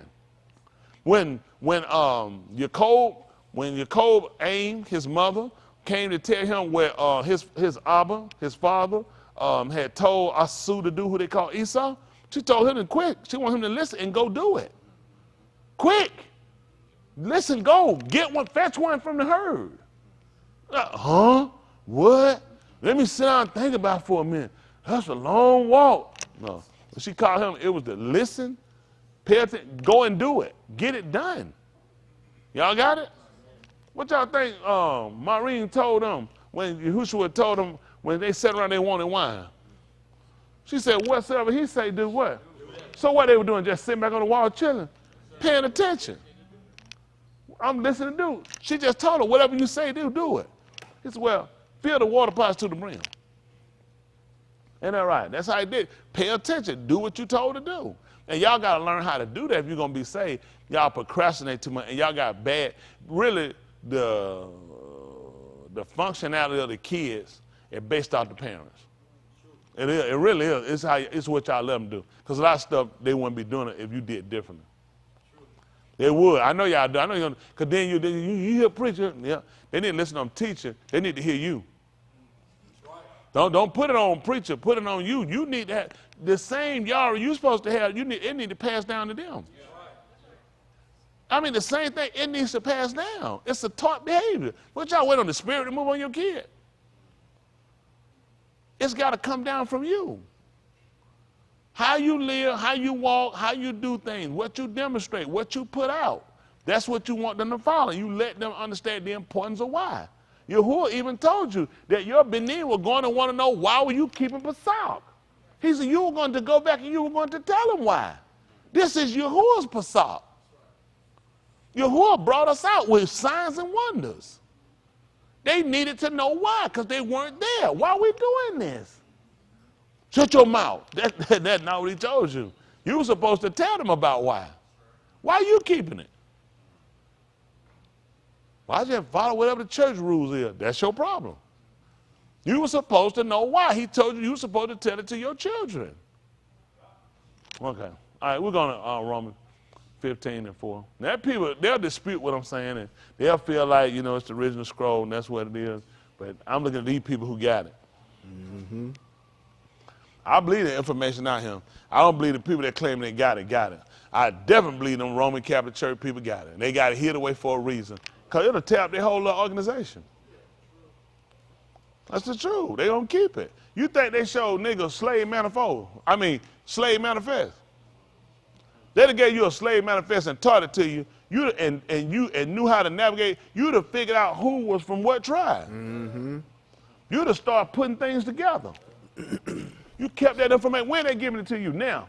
You know how discombobulated niggas is? You know what? I remember before you called out there, I'm Mendigo warrior. And I looked at Root. How the hell you figure you a Mendigo warrior? That's not your tribe. But get what happened? Alice Haley told lies. Remember he said, I'm a Mandingo warrior. Nigga saying that shit, how you know where you from? Now, guess what? Now, back in the 70s, 60s, 40s, 20s, 30s, you can show them slave manifest. Hell, you so mixed up, you don't know who you are. You wouldn't even let two people marry them from the same matah. They learned that from your book. Musha told you supposed to marry from the same matah, so stuff didn't get divided up. Guess what they did? They let you marry somebody from a total different. That's why a lot of us in such chaos. Because a lot of us, where we actually stem from, the way we did things, cultures were different. Don't buy no shit like that to my all black people. We were like that. Black folk nasty as shit. All of us to wash that. Stop. They don't wash their hand now. So a lot of stuff, people, I had to dispel some of these lies we've been told. I'm just telling folks, a husband and wife wonder why they fight. Because a lot of it is just because the culture and the way they did things, how they just kind of put it. Those people came from two different cultures, how they did stuff. A lot of those cultures, a lot of those people warred with one another. And they wound up putting them together to keep chaos the same way we do now. Now you look at husband and wife that been out, it be wars going on. It is. So it's a lot we have to come back and we have to consider when we start to put this book together. They hurt us. We're still suffering from some of the psychosis or some of the psychiatric shit they did on us. We're still suffering from it. The shock treatments, the syphilis. I mean, hell, the crack cocaine. Crack did something, man. Don't even talk about crack no more. Man, crack was the biggest down the street. Man, Crystal Meth done took it over. But now Crystal Meth done backfired. It came and took his house over. They destroyed out. Man, crack killed us. They were growing up, the biggest thing you had to worry about, a man being an alcoholic. That was it. A man being a drunk was terrible. It was terrible a man was a drunk. Man drinking check up and gambling. Shit, he get on crack. Hell, he smoke up the check. A drunk, drink up the check this week. And you know what I mean? He drank and credit. A damn crackhead, he'll smoke up a whole month check. Ain't even got it yet. He'll promise out a whole check for a month. Man, that thing stripped us of everything we had. They found something that took our manhood. Look at all our guys' sisters. Man, that thing took our manhood. It put our women, and our women could still get pregnant with. It was supposed to keep them from wanting to have sex. It was really you to keep you from multiplying. We multiply more with crack cocaine. These kids are the product of crack cocaine. You got more of these kids now. Psychological problem. Flimsy as hell. Man, it messed up. Man, this stuff messed us up. Crack did one of the worst jobs on us yet. We got something going. That's why we're so disrupted. That's why we're so dysfunctional. That's why they can't learn that shit, man. We messed up. We crossed over. The alcohol, it killed brain cells. Liquor kill brain cells. Everything they give up, no, it always kill a brain cell. You ain't got a drug, you ain't got a drink that don't get you. When you say I'm high, you ain't have your brain cells impaired. That's what happens. It kill your brain cell. If you keep killing it, what happens? You sober, your brain cells come back. Yeah, saying so your brain cells coming back. But guess what happens at a period of time? You keep killing them. They stop coming back. And guess what white folks learn that? If I keep killing these niggas eventually, they'll stop coming back like a brain cell. See, you don't even know how you've been destroyed. They told you. That's why you've been destroyed, because you lack knowledge. You lack, it ain't no one thing you lack a range of information. And because you lack it, that's why you've been destroyed. And that's why the man rejected you. You're too stupid. Now you got to come back and teach it. He said, I'm going to give you a raw. After my own law, they're going to feed you with knowledge and understanding. You need to understand what's going on around you. I wouldn't let nobody come up and teach me this book. Tell me what's going on around me. Nothing. The world's great. Everything's fine. Man, don't talk to me no more. Because you ain't realistic. Do you know what happened? You need a realistic approach for somebody to just come up and teach you. What's your accommodation? What's your situation right? What you battling? What you dealing with right now? Trying to pay bills, trying to make it, marital problem, trying to stay on top of my kid, trying to get ahead, trying to catch up, trying to come out there, dealing with my health. Shit, you need to know what you're dealing with before you start trying to deal with this. Because one's going to interfere with the other one, unless you know that all your answers are going to be in this one complete thing. And knowing him, they're going to fix and solve all your other problems. But you got to know what your problem is. A lot of people just go looking for something. You know how many people go to church for a man? Go to church to get a woman? And that's what they get. And they never get what they're looking for because they go into the wrong place. You got to get some comfort for your soul. You got to realize first, is that even something you want? I'm being honest with a lot of y'all here, you don't really want this. You just want to be with some people and be with somebody. That's not saying, yeah, you go out and be with some drunks and crackheads. At the end of the day, I'm looking at my soul. That was my draw. That was my attraction. I want to get my soul right. I don't want to die a son of a transgressor. That's what I didn't want to do. I don't want to die a son. I wasn't that person, oh, it don't matter to me. It's what it is. I deal with it when I get on that end. You know what I'm saying? Don't nobody know anyway, you know what I'm saying? Hell, I wouldn't come. That's my conversation. That's right. I wouldn't be here. Nobody know. It don't make sense to do it. That's right. That's why I ain't asking them, because they don't know. Y'all got me? I just know I got to do the best thing for Tony. I did the work. If anybody screwed Tony over, it been me. Anybody done gave Tony a bad shake in life, I did it. I did it. Ill-informed, ill-equipped, wrong people, everything. But it's me. It's certain things I did. I ain't going to say everything I did, I ain't know it was wrong. That's a lie. I knew it was wrong. Nobody done taught me the right way, though, to really do things. It taught me the point of why I need to do right. If it felt good, it was right enough. Even though it was wrong, it was right enough to me. I got the pleasure out of it. I've done it until eventually you get to a point where it don't satisfy you no more. You can't keep doing wrong for so long. People can fool it. Let me tell you something. Listen, how many of y'all, you done wrong? And a conviction, something wasn't setting right no more. Something ain't setting right. And that's what I'm telling you, I done it. And it just, all of a sudden stuff just start here, it ain't setting right. Stuff ain't set right. Like the stuff that would be normal, and that's what I do all the time, it wasn't the same way no more. It wasn't the same way no more. And I knew it was time for a change. Can't keep being the same person I've been, and you can't either. Don't let these people fool. These people doing the same thing, but what happened? They lock up with other people that nothing but just dead. They just dead. Just dead. But you saw these people saying, I already know, they're dead people. They don't consider. They think they got the whole course of life. The world ending. Everything you got, somebody had it before you. You're going to leave him too. But make sure you're right. Even the book said, the memory, the love, and the hate of you will all be forgotten. It don't take but a couple of generations, man. Folks forget about you. Let me ask you something. Do you think about your granddaddy, Aunt Smith, a lot? You see that? She don't think about her granddaddy. That's her daddy or her mama daddy. See, eventually, the love and the hate of you will soon be forgotten. True. I'm tell you, man, this for us now, you better get it right for yourself. Everybody here, watching in, y'all better consider how far you willing to go. Because everything you doing going to come to an end. It's just a matter of time. You better be right. If you got that expression, I'm good, whatever happened, I deal with it, I assure you, you're just talking for a time. When that man stretch you out, if he decide not to take you immediately out and put you somewhere and let you suffer, oh, you in trouble. If that man decide to make you live somewhere and won't give you death and let you just lay there angry and still don't save you, boy, you in trouble. I can't afford it. You guys say, yeah, I ain't scared. What? It get shot in the head, it gonna be quick. Get in a car crash head on, I just be out of here. Well, that man let you live.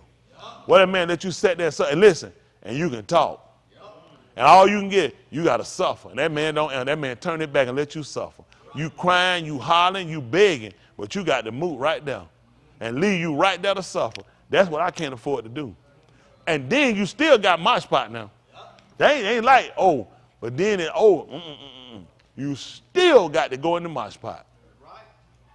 That's why I tell everybody here, y'all consider, if I was you now, if I had the mindset some of these folk got here, man, I'm terrible about me. I wouldn't be here playing with this thing.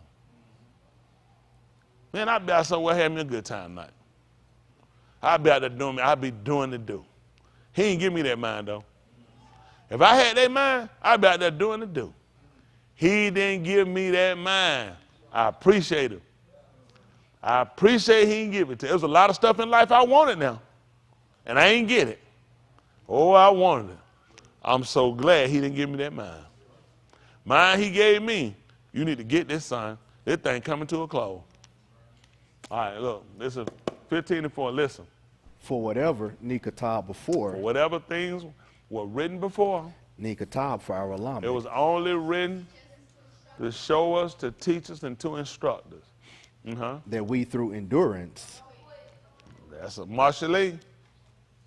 And Nakum. That's right. We get a reward. That's our goal. We're coming here and we're going through the book so he can show us, so he can teach us, so he can instruct us. We know we talk. What did we say instruct was?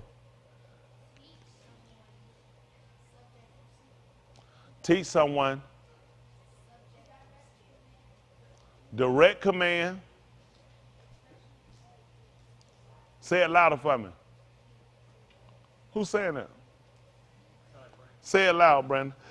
Louder, I'm sorry. To direct or command to do something, especially as an official order. Y'all hear that? Say it again for me a little slower. To direct someone or command to do something, especially as an official order. So that's the purpose of being taught. Having a teacher, an instructor. Y'all got it? So he can command her, and this is an official order. And it's just like you'll see, it's their official business. They ain't for nobody, but they'll put on some letter, they say it's official business. Let you know, it's only for the person that is written to the openness.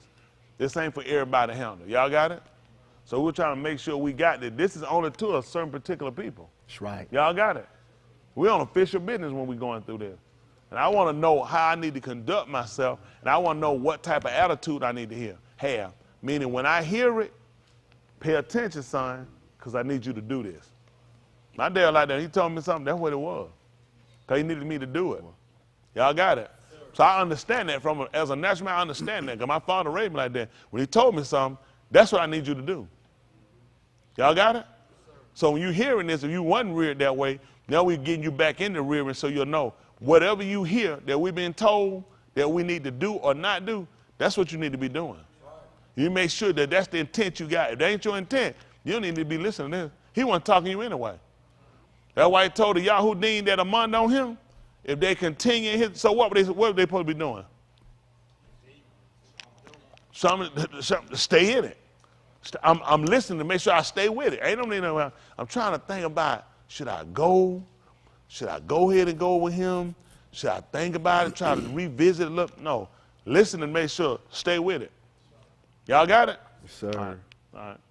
So, Nakum, The Ketubim other writers might have Tikva. Or your call. That's right, a court, an expected way. That's right. These young folks gonna beat y'all out now. Y'all got it? Let's finish looking back at that Torah. I think that's a good direction for us to go. Master, I'm sorry, I don't think that. I know it is. Yes, sir. What were we? 21?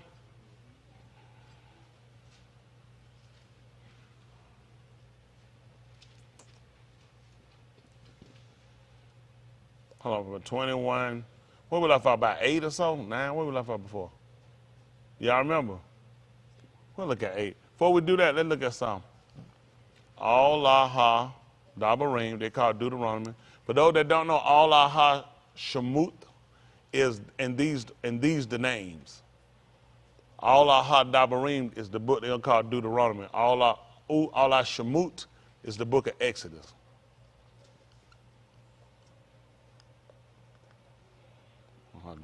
See if that's 29 and let me see what 9 say. How about that? Whatever reason it came to my mind, let's see.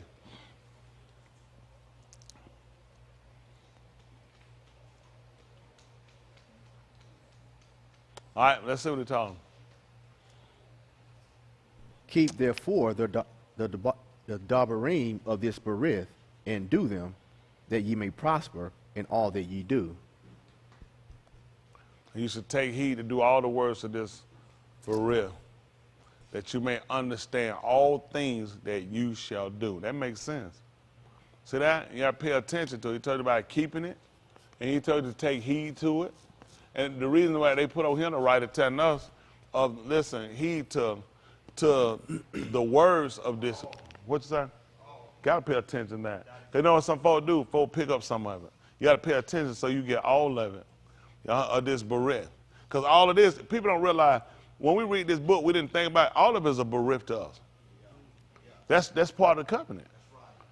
Whether we keep it or break it, it's still a covenant. Because now the covenant goes to tell you, this is what people don't realize. When we're enjoying ourselves to it, we're enjoying ourselves to all of it. That's just being, you enjoying yourself. There's no way not to be connected to all of it. Got it? That's the man. When you get married, you know, they ask you to get married in wellness, richness, and goodness and happiness. To the sickness, poor. See that? And then you know they tell you also they tell you too, forsaking all others. Where you heard that from? Elohim taught us that. That when we took him, we were supposed to forsake all of the Elohim. Whatever it was we had before, once we came into the berith, everything else was to the side. How you think you got these plagues? That's part of the berith. People don't I don't know why, you're a part of it, you got it. He enjoying, when mishaps, he enjoying you to all of it. That's how you get, that's why you get sick. That's why you think, because that's a part of the whole berith. Y'all got it. That's the whole enjoying of it. How you attach yourself to just the benefits of it. Y'all got it. Also with that, there has to be a fear. The whole thing he had to get us to do was make sense to fear. You said, why you want to fear? Like kids, you know, you want to punish me, buy me toys, and that's not going to deter you from your behavior. Fear is. The fear of what I'll do. The fear of how far I'll go. That's what get us. So now that is even used to drive you toward. You got what I'm saying? To drive. Think about it. Come on for a second, Barry. I'm coming back around now. Turn this way, folks. If you stay in the here, all my goodness, all my Barak, all what they'll call it blessing, all this will be yours. Now, who wouldn't stay to do that, right? But he also put it here, but if you get outside of that, then I'll destroy you, I'll kill you, I'll cut you off, then you'll suffer, and you'll do all that.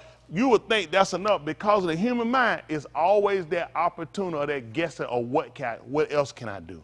How can I get outside of? So now to know that something will come on her so terrible to drive her and to keep her. So now you go that way because there's something here to drive her, to make her to go, to keep her from turning. It's not just enough that you just tell them. It has to be in the mind to know what else can happen if I draw away. And with that, that's only working to keep me in the way. We told you, behold, I'm going to bring you in the place where I told him. And I'm going to send a messenger in the way. Beware of him. And Shama, his voice, he will not pardon your kata'im, your sin. in order to get you all the play. Why I got to take, you thinking, why wouldn't I just go? Because you that type of person. You will find something else to do. You'll find a way to get outside. So he said, I'll put him down because I'm trying to use that to get you the way you got to go. You know, further, I don't like being threatened. I don't like nobody watching me and trying to make sure I don't do that. That's the only way to get you into it. See, if you think about it, we learn, how's that hurting you if somebody stay with you the whole time? To make sure when you try to turn, he's pushing you back. He might strike you and hit you, but it's to keep you in the path. First, I don't like that. I just give up and quit. That's how retarded we are, because we never saw it as everything you're doing, even your chastisement. If I struck you, if you got away, if you stuck your mind just so you got struck and not look at, why was I striking? Because you were getting to get you back in the path. To make sure I was trying to make sure that you wouldn't falter, that you wouldn't get off, because when you get too far, you can't get back to the path. But we were never taught to have that understanding. First thing we looked at, who want to serve somebody always threatening you? Who want to be with somebody always, everything going to be, you got to die. My kids got to die. Because if that's what you love, maybe you'll love them enough, and I'll use that to keep you in the way. If you get out of the way, then I'll chastise your children. I'll come at your grandchildren and your grandchildren. All of this to keep you in the way. Because these are the things that typically is human. What do we care? Our kids, our health. So now I'm going to challenge you on anything to keep you in the way. And the first thing we look at, I'm going to quit. I don't like it. But it makes sense now when Yahuah talk about if it worked in my salvation. I remember years ago hearing that. I'm thinking, what kind of sense that meant? If this being you and all that, if it worked in your salvation, he understood that whatever he's doing is to make sure that I don't diminish, that I don't take away from. If the word is how I'm supposed to live and I take away from the word, what did I take away from? Had I understood that also, if people understood, why would you want to take something away from it? If he's supposed to live by every word that proceeds, and I don't want to hear it, no, don't tell me nothing he said. I don't want to hear it. Tell it to somebody. What am I saying? I want to die. Y'all know I tried to live right, though. I tried to live right, though. Because nobody ever understood, nobody explained it to us. So I need to always constantly being minded to hear the debar.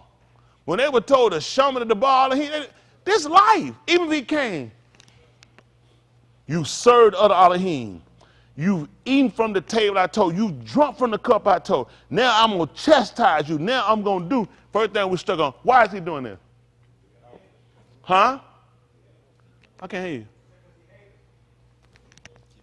To keep me in the way. Now I got to draw you. Because the only way you could have done this, you got off by yourself. You got off. This chastisement I'm going to give you going to draw you back. Because as I get through scolding you, as I get through beating you here, now you're going to return.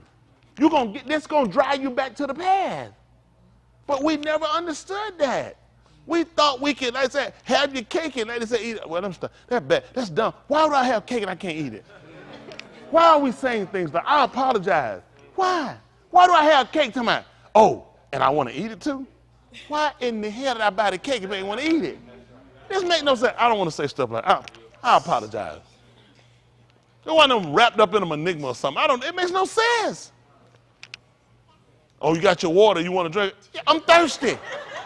Oh, you want everything. Like, you just say, you want too much. Okay. And you shall take heed to all the dabareens of this berith, that ye may understand all things that ye shall do. That makes sense. Keep therefore the words of this covenant, berith, and do them that ye may prosper. See, that's telling me some good things gonna come. You know, good things will come in doing it. But I like this for the fact I need to understand them. I can get good things, but if I don't understand, I need to understand the severity too. Right. Let me tell you something. I got better understanding from the chastisement I have from the reward. I understand the reward better now. I understand the importance of gaining reward from the chastisement, from being outside. You know what I'm saying? From going off the path, from having to suffer things. I understand it really worked. As he said, it worked to your Yeshua. Because it drives you to realize when you get back, I understand how I got off now. I know what mistakes not to make. But see, for a lot of people, they're not there yet. You need to be there. Y'all know that? You need to have that understanding when you're sitting down and realize he needed us to understand everything. I need you to understand all of these words. You know, people tell us like, understand just come, it come in time. And people tell you stuff and it sounds good in certain things. When it comes down to maturing in age, some of that does come over time. When it comes down to the Debar Elohim, it's now. Yes, sir. Now is the time for us to understand. Y'all know, so now it eliminates a lot of wasted time. It eliminates a lot of injuries and hurts we go through. Y'all got what I'm saying? You can get it over a course of time, but why? I don't want to just have to be beat, but if that's what it takes, I've been beat. I wasted too much time. That's why I can't go back out. It's too hard to start back out. Like I say, I just want to get it right. I just want to get it right. That's all. I ain't trying to get out of nothing. I ain't trying to get around from any guy, because I spent my life getting around stuff. I spent my life beating things. And you learn to hurt when you get out here in society and there's certain things you limited to. And you know what you look at? That's part of your getting around stuff. A lot of us have done, you know what I'm saying? It'll come back up, you know what you look and you say, that's from that getting around. That's from that sneaking and getting over and trying to fool and it'll get you later. You'll run into a path and you'll realize, this is where it hurt me out here right here. There's things you're doing it'll hurt you. Just give it some time. It will hurt you at the table. You'll realize, this is not our plan. So when you've done enough of that, you come back to the realization of, I can't keep messing around playing. What's the word?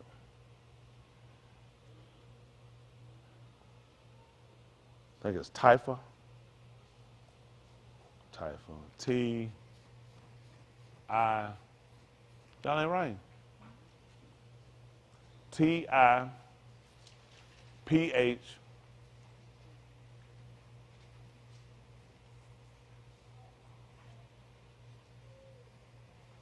L. I think it's A-H.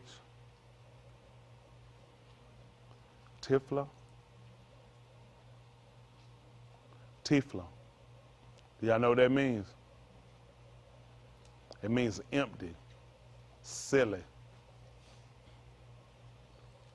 Empty, silly. Those are two of the definitions. T-I-P-H. I think it's L-A-H. Might be P-T-I-P-H-A-L-A-H.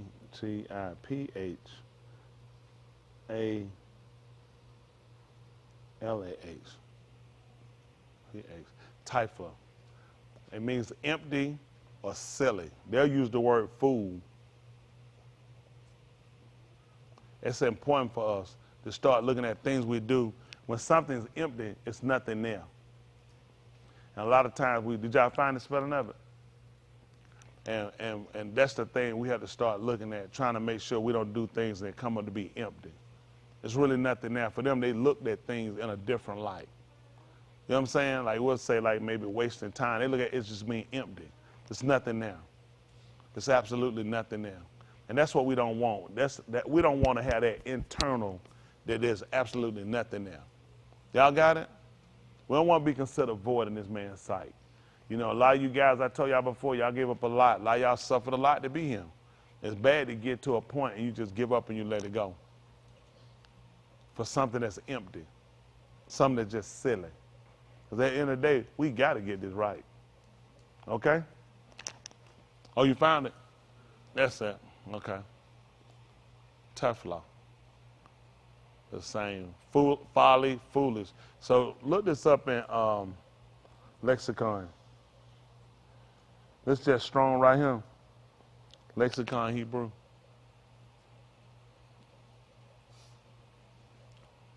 Oh, you put the same name up there? I just put the word up there and I put lexicon Hebrew, as they call it. Which everybody got their difference of their definitions of whatever they do. Again, we look at a lot of this stuff, it's their opinion. Empty makes sense for us. Go look in your wallet, empty. Nothing in there. What can you do with an empty wallet? Well, that's the same thing and look at Yahuah with us. I can't do nothing with you because you're empty. Makes sense to be filled with the Ruach HaKodesh. What are you going to do with something empty? Let's say that definition. That which is empty, folly, silly, foolish. Okay? That's something we want to make sure we don't come up with. So it's important to make sure we got substance. Y'all got it? It's like, what you going to do with empty bed, with empty cupboards? An empty refrigerator? Absolutely nothing. It basically just waste. It's nothing it can't be used for nothing. It's not being used for nothing. That's the same thing with us. It makes sense for us to have substance. Okay? So y'all wrote it down. We'll go back and let's finish this up because I just came over. I want y'all to see something. It's 29 and 9, 29 and 10. We're still at all our Hadabarim they call Deuteronomy. 29 and 10. All right. Listen. Ye stand this yom, all of you, before Yahuah, your Elohim, your Rosh of your Matah, your Zakanim, and your officers, with all the Anashim of Yasharal. Okay. Yep. Everybody was there. Let's see what they told her. Your little ones, your Nashim, and thy stranger that is in thy camp, from the hewer of thy wood unto the drawer of the Ma'im. Mm-hmm. That thou shouldest enter into Berith with Yahuah thy Elohim, and into a Shabbat which Yahuah thy Elohim maketh with thee this yom. Okay. That ye may establish thee this yom for a arm unto himself, and that he may be unto thee a Elohim, as he hath said unto thee, and as he hath Shabbat unto your abode, to Abraham, to Yasakak, and to Jacob. Mm-hmm. Neither with you only do I make this Berith and this Shabbat. Neither do I. I don't only make this with.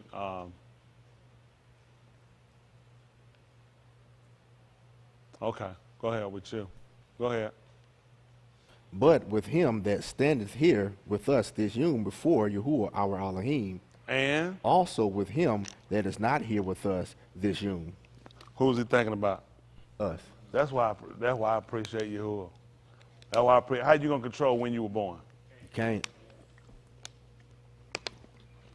That man already had. See, that's why America learned they had to go back and do what they call amendments. They realized some things in the Constitution that didn't include you. That's why they come back and amend it. See, originally, that's all the stuff these white folks teach you, the historical stuff they claim they did. They got it from us. Because originally when he made it Barib, he said, I make it with them that's here this yom. He said, not with your Benin. Anybody who was there, can you imagine you being there? And I'm not talking to you. If you didn't come out of Mizraim, when they came out, you did not get a part of the first Barib. It was not. You couldn't. He said, I don't care. Sooner we got it. Mine were born the next day. I don't care. I said I was making with them that were in, those that came out. Yours didn't come out. Y'all got it? So that excluded a lot of people. It was important he came and gave us this Barib. And he had everybody there. He said, I got in the person that draw your water, the person that hew your wood. So it didn't matter about a person's position. When the 49th chapter of the book of Tahalim, you know what he told them? Say it louder. Go what? He said, here it is. All ye armed, both low and high, rich and poor together. They knew it. It made sense because he called everybody there. He wanted everybody assembled there. Make sure everybody's Shabbat. Then I'm making this with everybody that's here this yom and with those that not here, which means it gave us an opportunity to come and be joined in. Even with the stranger. Somebody who has sojourned, who stayed there, we call them strangers simply because they weren't actually born into. They were grafted in. So we still refer to them as strangers. Then later, Yahuah came along and said, ain't no more foreigners and strangers. So how people took that now, that means everybody, Chinese people want, no, you're a foreigner, you're a foreigner. He was saying for people that were there who kept the Barak. It wasn't just because you came around. You stayed there. You kept all of the duties. You kept all of the obligations. That's how you became a fellow citizen. You were not a fellow citizen because you were just there and you were born in Yasharal, born in the land, or born in Jerusalem. No. Fellow citizen for us was you kept it. Y'all got it? Y'all had people like Ruth. She was a fellow citizen. Y'all know that? She had to become a fellow citizen. We showed her how we treat strangers. Even though she stayed right there with us and she married, we didn't treat her the same way we did. They said drop some on the ground so she can glean it. We didn't have no ground. You drop it for her. She been here, but they let you know we still kept a separation. We were not going to treat you fully like us. But then Shaul came and said, ain't no more foreigners and strangers. So you fellow citizen with the household of Elohim. Y'all got it? That got us in. I told y'all, you can't prove where you come from. Don't just need white folks. Yeah. How you going to stick a stick in somebody's mouth, get they spit, and trade one side of their family? Exactly. Why the spit don't go to the other side? That makes absolutely no sense. I put them down, spit out your mouth, and I run all up your family tree. That makes sense. Nope. All these light brown ass black folks in here, you done had too many crackers been through your grandmamas. How my spit pick up one of them? Man, they ran through y'all grandmama. I'm talking about the slave grandmama. Y'all know what I'm talking about. I mean, no controlling. Look, she got pregnant, then they sell off. The next slave master get her. He only bought her for one reason. Them folks ran through these folks and had all this mixing and going, and other kids mixing and going and hit up. Ain't no way you can trace that stuff back. All right, come on, 15. Listen. With him that standeth here with us this yom before Yahuah our Elohim, and also with him that is not here with us this yom. Absent, come on. For ye know how we have dwelt in the Arats of Mizraim, and how we came through the Goim which we passed by. And ye have seen their abominations, and their idols, wood and stone, silver and gold, which were among them. Listen. Lest there should be among you Ish or Ashah or family or Matah, whose lob turneth away this yom from Yahuah our Elohim, to go and serve the mighty ones of these Goim, lest there should be among you a root that beareth gall and wormwood. Springing up with bitterness. Come on. And it came to pass, when he shama the dabarim of this all that he Barak himself in his lob, saying, Y'all hear that? What did it say? I shall have shalom, though I halak in the imagination of my lob, to add drunkenness to thirst. Lest the sinner destroy the guiltless with him. That's a little different. The Greeks. Walk in the imagination of my heart and add drunkenness to thirst. Walk in the error of my law, lest the sinner destroy the guiltless with him.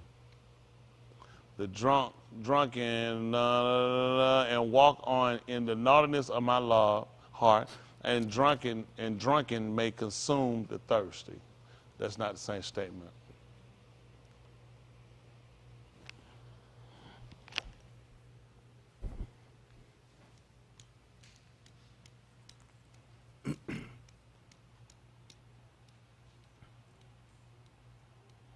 It's not the same statement. They both start talking about walking in innocence and still being right and justified, even though they're in error. So they talk about these people with drunkenness and walking in thirst and adding thirst to and drunkenness. This one just said, lest the sinner destroy the guiltless. Talk about the error of his law. So these are people that are doing what we call, let's see what I say. Let me see something for a minute. Let me see something. Finish, let me hear the next verse. Some kind of come to mind. Let me say.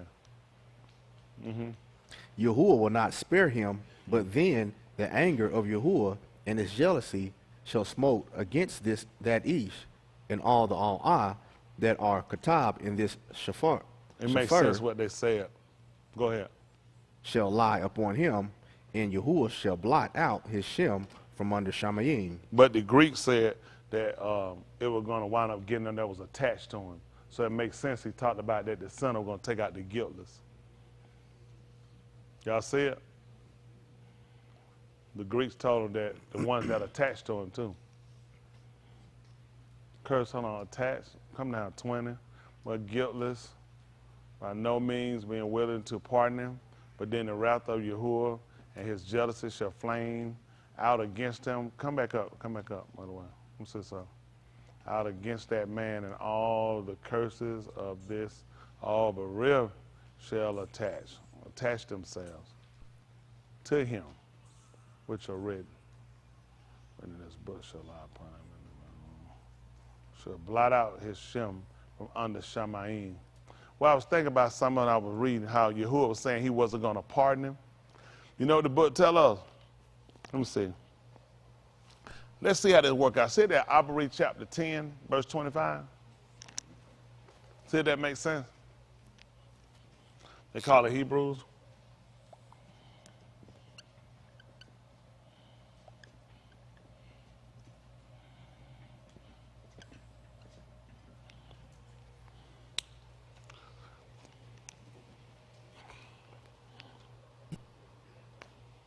Ten 25, 20. That's right. That's right. Let's see. Listen.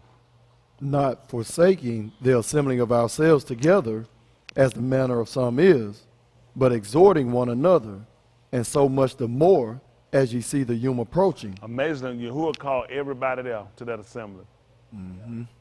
He called everybody there, but eventually over time, people felt like it was going to be a need. When he told you, he spoke to them, you know, he had everybody assembled them. Mm-hmm. He said, I got everybody, even your Raj, even the heels of your wood and the drawers of your car. People feel like, I ain't got to be there. That's just for the big timers. He had everybody, and he told about not forsaking the assembling of themselves together. As the manner of some is, and so much the more as you see the yom approaching. Let's see what happened. Listen. For if we kata willfully. So if I walk in the imagination of my Lord, to add drunkenness to thirst, and said, do I do this? I'm going to have shalom. What happened? After that, we have received the knowledge of the Amak. Why would I say I was going to walk in the integrity of my own heart and my own law, my own heart? Huh? Because I did what? That's right. I knew what he told me to do, but I ain't going to do it. And I'm going to still be good. What he told me? There remaineth no more zabak for Katim. And Yahuah shall not pardon that man. See, these people act like the man doing something new. He been telling you that. He said if a man sat around and he decided he going to walk and he going to do something after I told him not to do it, and he got understanding when he do it, he said, I'm not going to pardon that man. And the writer Abari said, now if you do it willfully, after you done came, and amazing he told you he wants you to understand it. Mm-hmm. After you got the knowledge of the Amat. He said, I can't pardon you. That's why he brought them to someone that'll teach that to them. To make sure they understood it. I need you to understand all of this Barak. And you know he knew. Some of y'all are niggas. I already know what I'm going to do as soon as I leave. I'm getting drunk. I'm going to still be, I'm going to be straight. He said, you'll sit here and you'll go and do it. After I done gave you understanding, you'll do it. He said, I'm going to be against you. And you're going to get every plague, all I put in this book, I'm going to put on you. And you know they're going to make to the other people who were starting to think like you but didn't do it. Whew. I ain't going to save you, but I'm going to save somebody by your mood. Let's see what they tell us. Let's go back over and see what he told us. Hold on for a minute. Let's see what 27 tell him before you go back over. This is what he told you. But a certain fearful but a certain fearful looking for of mashpat and fiery indignation, which shall devour the adversaries. He said that's what you need to be looking for at that point. Let's go back and see what he told us. At all our hot dabarim, they call Deuteronomy. What we left out, 29, 20? Let's start back at, let's scroll back up, 19. All right, listen. And it come to pass when he shama the dabarim of this all He hear the curse. He done heard what's gonna happen. What happened? that he Barak himself in his lob. Yeah, he said, I'm good. I just be listening. Y'all be scared of that stuff. That stuff don't move me. All that no fire burning, plague and sickness, sword. That stuff don't bother me. Because I'm good right here. You see, but see, this is the thing about it. He already know how we are. I already know you. I know how you think, and I know what you done told yourself. I assure you, I'm going to be against you. And I'm not going to forgive you for it either. Come on. saying, I shall have shalom, though I halak in the imagination of mine lob, to add drunkenness to thirst. Mm-hmm. Come on. 20. Yahuah will not spare him, but then the anger of Yahuah and his jealousy shall smote against that Ish. That's and all amazing. Flames? Where that come from? How did the New Testament come up and tell you the same thing? Mm-hmm. Why is he talking about flames? See, that just show you how the man never deterred from nothing he told. He told you before. I don't know why these people got the man doing something different. Hold you got Abarim 13:7. They call Hebrews.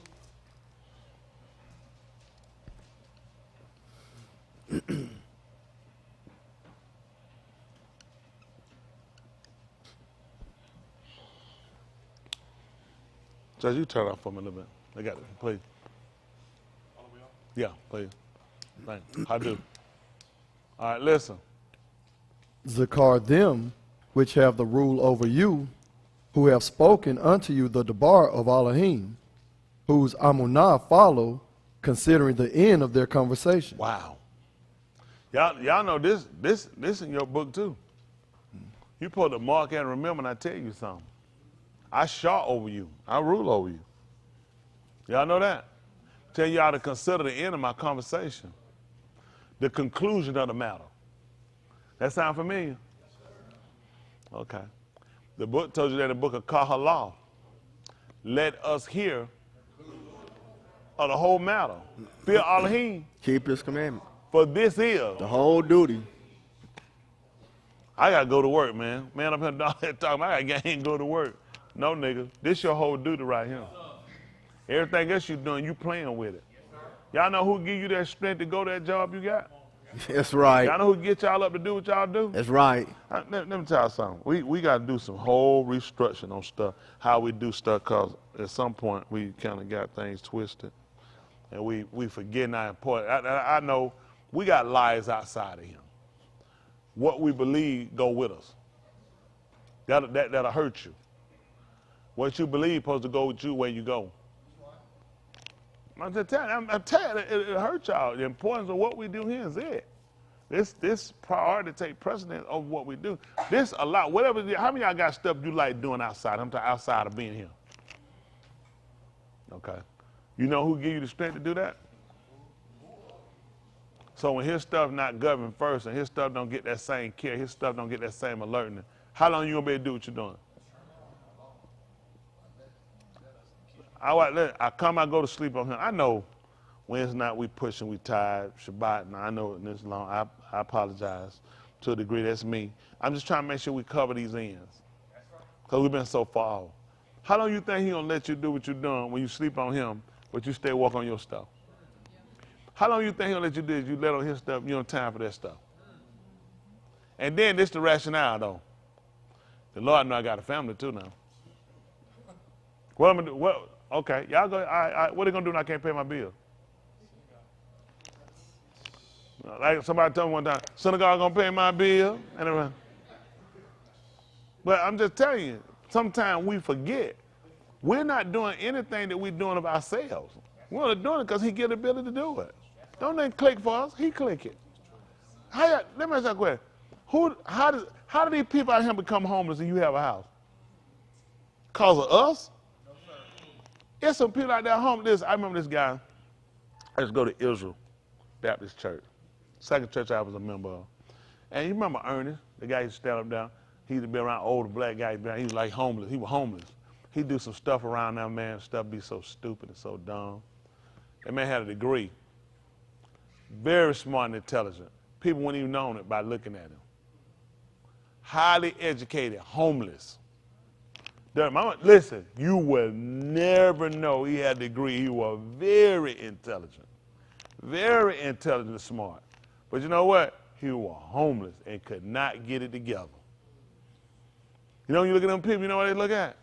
Already he was homeless. Think about it. Education, crime.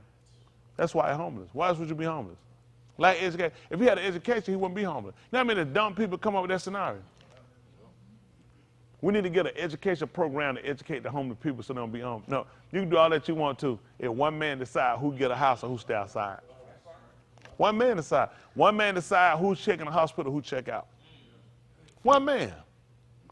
Do y'all understand all that's in his hand? One man decide head-on crash, fender bender. And nobody can tell. One man make all them decisions. One man say, let the wheels stay on, and one said, let that one come on.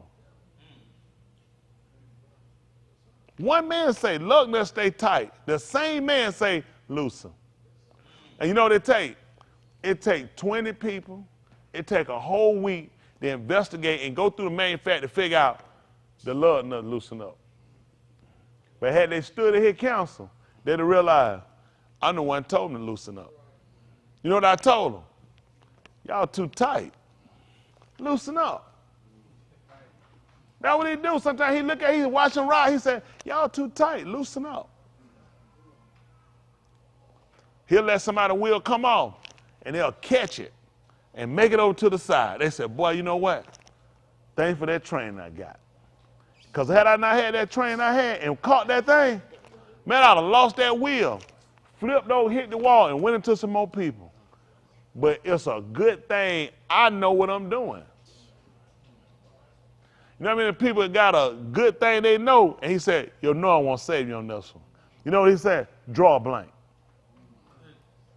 Your mind go completely blank. You couldn't have caught it if you wanted to. And he let it go. And if you caught it, he got somebody else going that say, they ain't paying attention. I let you keep your skill, but you can't control and make nobody else think that I got to T-bone you and flip you over and kill you. It's a bad thing to play with it, man. It's a bad thing to take too much on yourself. That's why he was trying to let all this was to teach us. That he let us know, because it's easy when you hear this saying, you know, I be hearing preachers, but I mean, that's for them. You know what I'm saying? He said, you one of them people. That you bless yourself and yourself. You tell yourself you're okay. You see that thing for yourself. He said, I want you to know, though, I'm not going to forgive you for it. And I'm going to be against you, too. Let's see what he told us. Let's see. That's important for us to know. Let me tell you something. Anybody can think it. Anybody can think it. We're human. Don't you know this come to govern us? Because you know we'll think. People don't know what I'm thinking. How you know what's in my heart? That's why he put it on paper for us. Just in case. He said, well, I mean, I wasn't meaning like that. I'm just covering bases. He looking at, I just got to cover myself. Because I know how people, he said, I know y'all know how you think. He done dealt with cool. I told her something, what was she doing? Whole lot of thinking. I eat that thing. I can be smarter. I can get that. I done told her she gonna die, but you know what she said? I feel I'm gonna be good. I'm gonna be like all of him. He said, that's your nature. I know what I told you, but you'll find a way. I just want you to know I'm gonna be against you. I'm gonna be against you though. I'm gonna be against you when you do it. So now you gotta consider, your mind can think it. But you better make sure you clean it up quick and realize, I ain't gonna do it though. I ain't gonna do it though. I ain't gonna say it. Like Dawood said, he said my foot had left from under me. He said like to though. He said, I ain't do it though. Remember them which have the rule over you, who have spoken to you, the Debar Elohim, whose amunah Follow considering the end of their conversation. That's what he told him. Watch the chain. Yahushua HaMashiach, What is it? the same yesterday, and this Yom and Olam. You know what your book told you to? He said he was Yahuah, he changed not. But you know, that was the benefit. That was the benefit, because you know what somebody was saying? I wish he changed. I'm tired of this. He said, but that's why you're not consumed. Because we'll think some time to go, be like, I wish he changed, because he's too mean, he's too rough. He said, yeah, that's why you ain't consumed. And because I keep my word, I never veered from it. You just looking at it, you don't want to get disciplined when you do. It's like, folks, ask the kid that hate their parents. I know these kids, like I hated my dad. You know why I hated my dad? Say it again. I guarantee they ain't hated when he was buying no groceries. I guarantee they ain't hated when he was paying no bills. I sure didn't hate him for Christmas.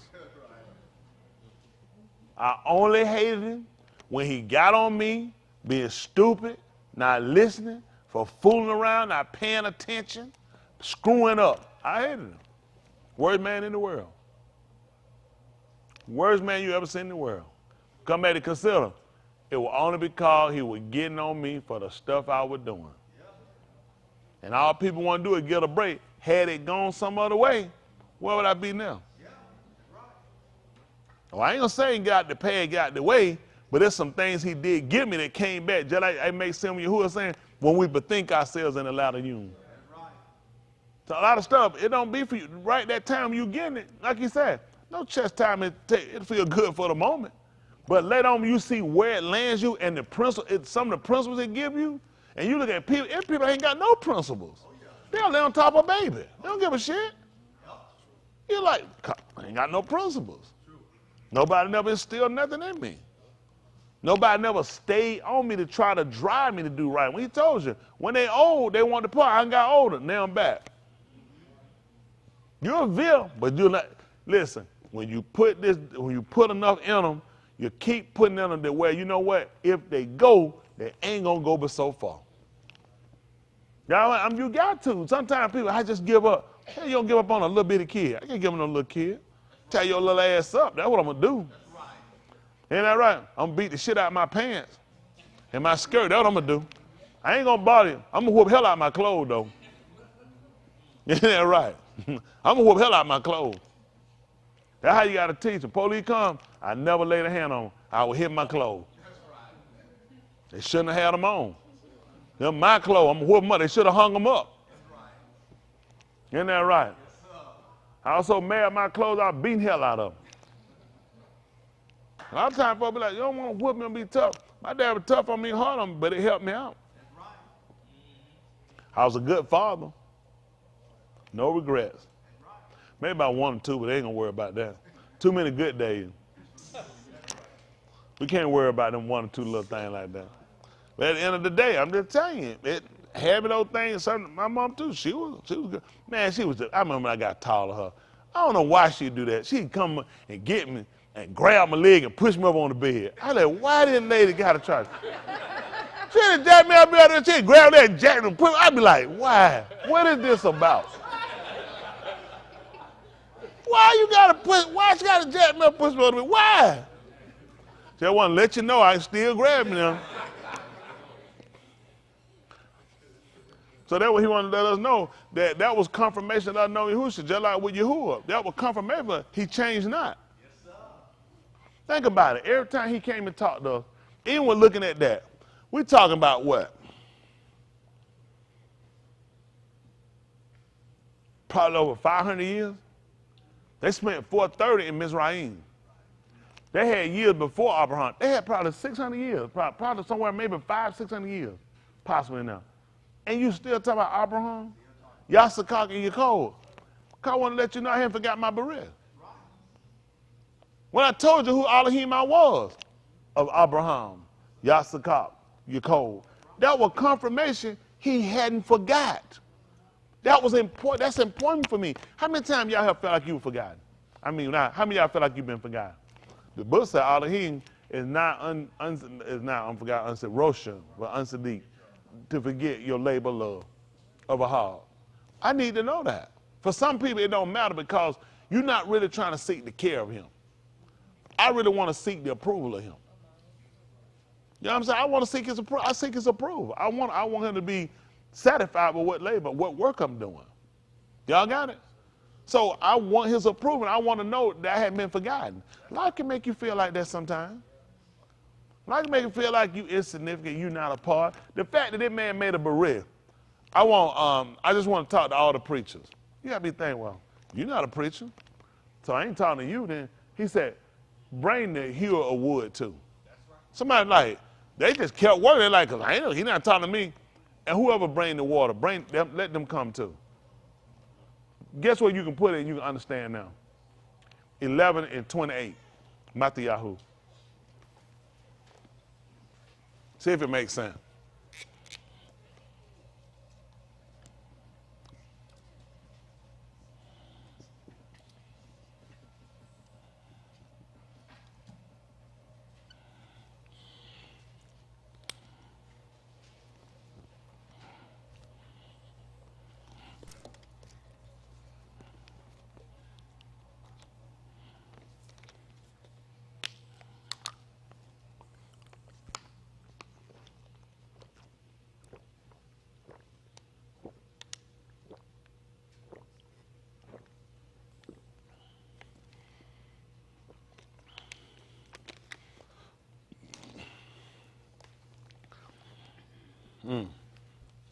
Let's see.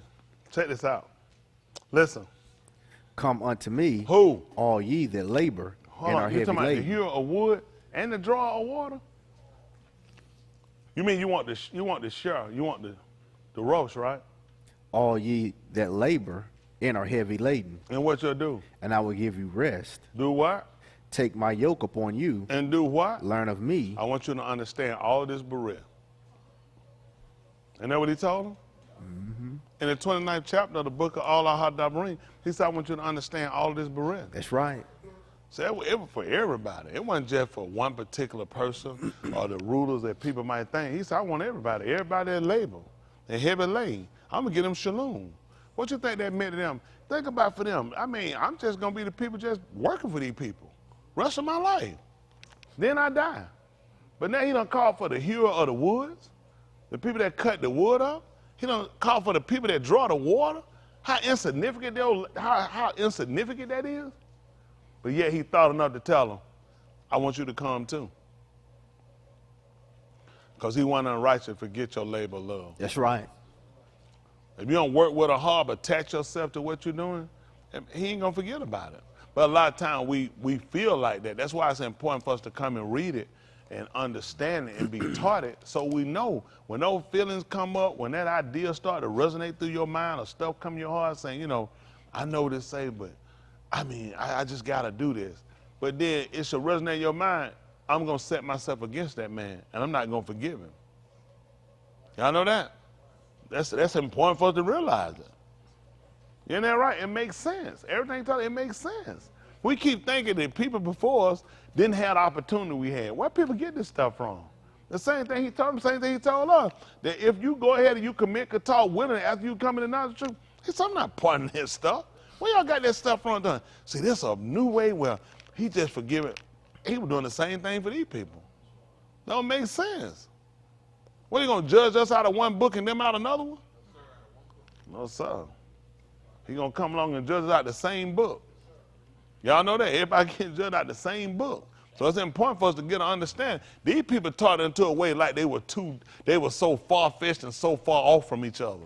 When we read it, we see a lot of things intersect and line up. Oh, yeah. Give me the 25th verse of that same book.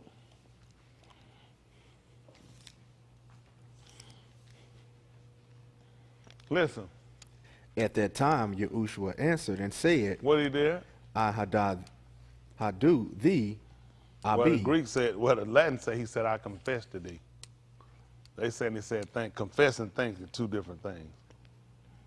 That's not the same thing. Go ahead. Adon of Shamayim and Arats, because thou hast hid these things from the wise and prudent, and hast revealed them unto babes. Unto the little ones. Let's see what he told them at 26. Even so I be, for so it seemed too in thy sight. Listen. All things are delivered unto me of my Abi. And? No ish knoweth the being, But who? but the Abba.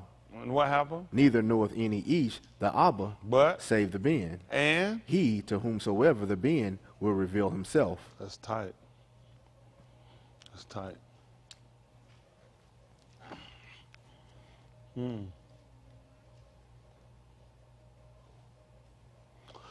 I guess that looking at that one.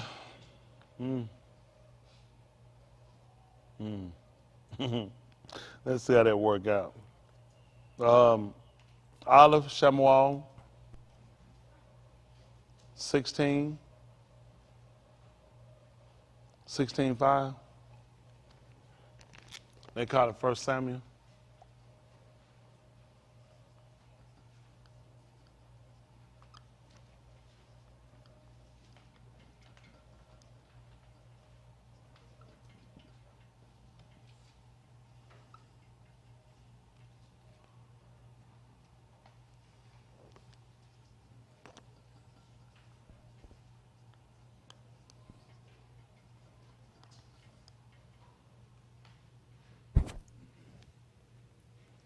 All right.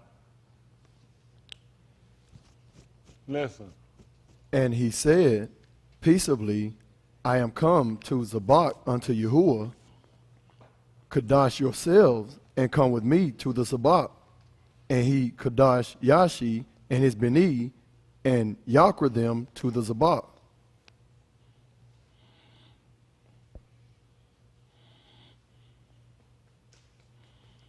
All right. You know why he had to tell them what he was coming to do? Who know why? Hands. Why? He's exactly right. He had to let them know he came in Shalom. Because when these people came, they already knew it was always something bad for us. It's typically not good. And it's usually because we were doing something we had no business.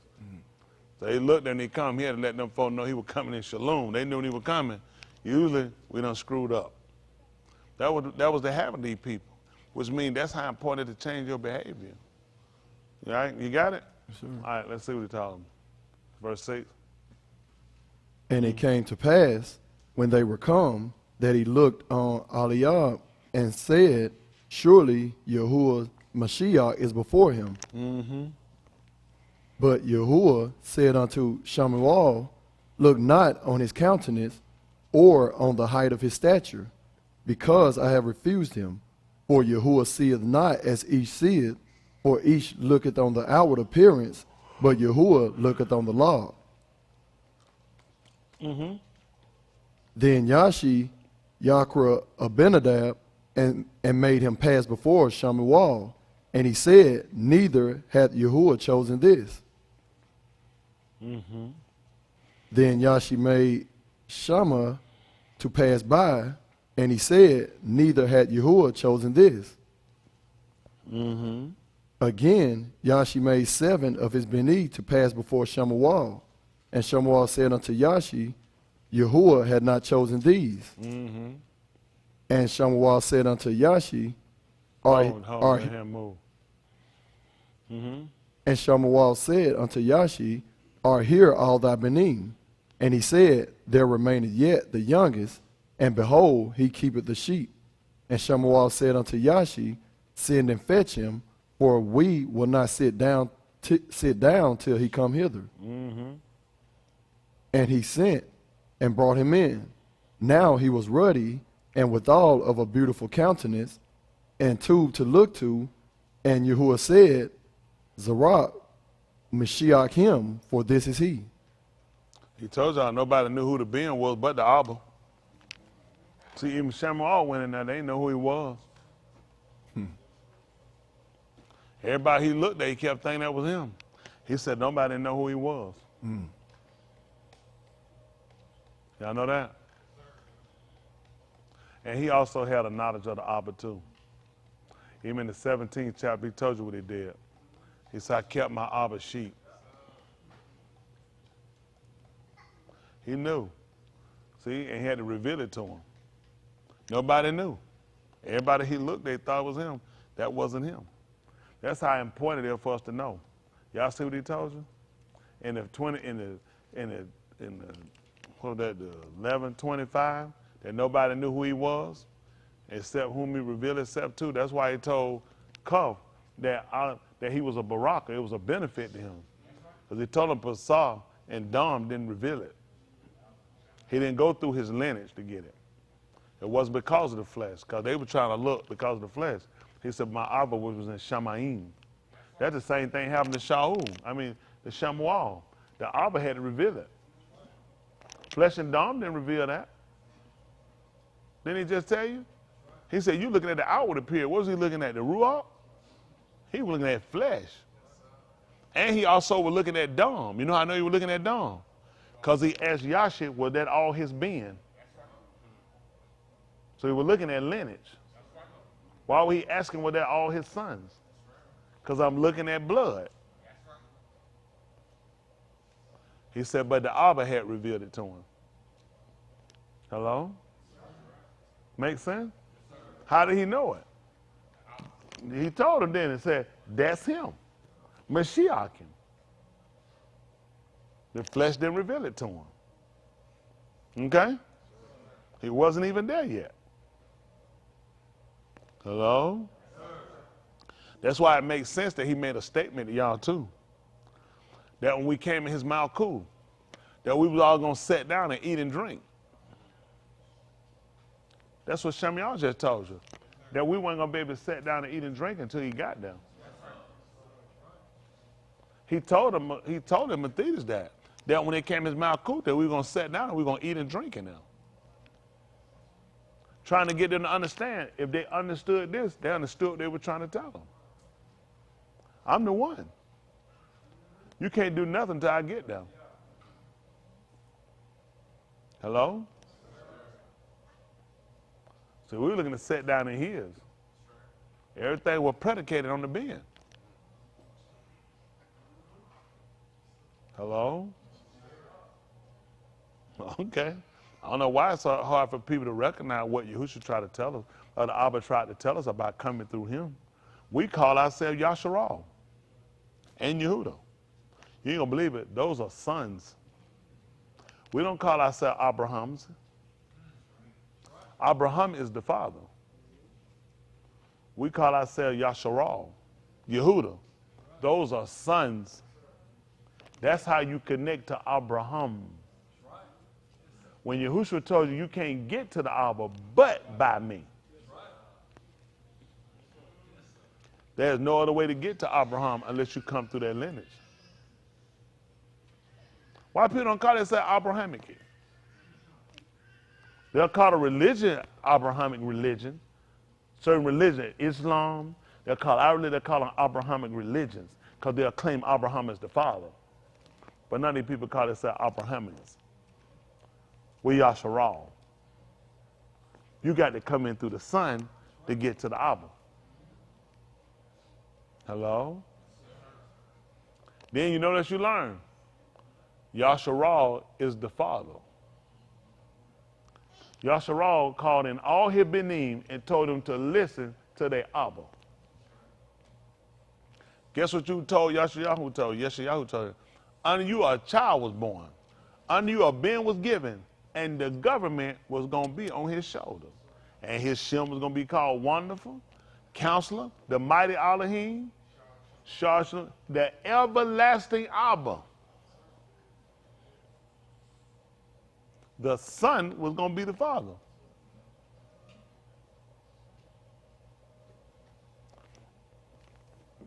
Go figure. Yasharal ain't the Father? Let's see what he told us. 49:1, Barashit. I don't want to put words in their mouth.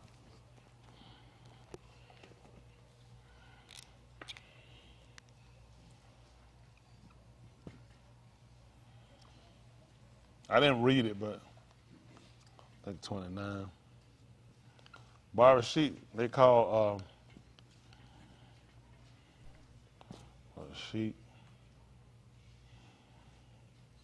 49:1. Let's see what he told us. Let's see what he told them. 49 and 1. Listen. And Yaakov Kara unto his Bani, and said, Gather yourselves together, that I may tell you that which Hold shall on for a minute. befall. Hold on. They ain't got that far. The Greeks. Oh, I'm sorry. They did. The Greeks were shorter. The second chapter, second verse got it. And Jacob called his Benim and said to them, Gather yourselves together, that I may tell you that which shall befall you in the last Yamin. Whose speech is that? That's right. That's the Father's speech. Won't you just start at the beginning? He said to gather yourself together. I'm going to tell you what's going to happen at the latter end. That's right. He declared the end at the beginning.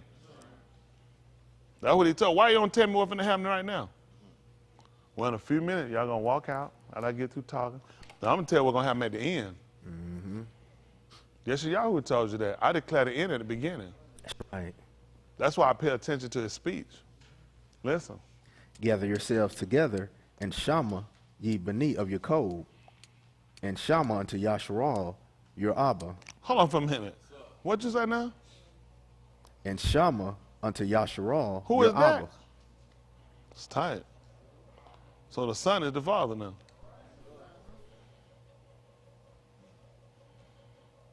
Let's see what he told him. See if that the book of Husha, Hosea they call it. Is that 11 and 1? Let me see. 11, 14. What's the level? 14, 11. No. Last verse is 12. 12 is that? Give me 12. I think it's 12. Last chapter, you mean? You said last verse? Might be. No, that's it. 11. That's what he told you. 11 and 1.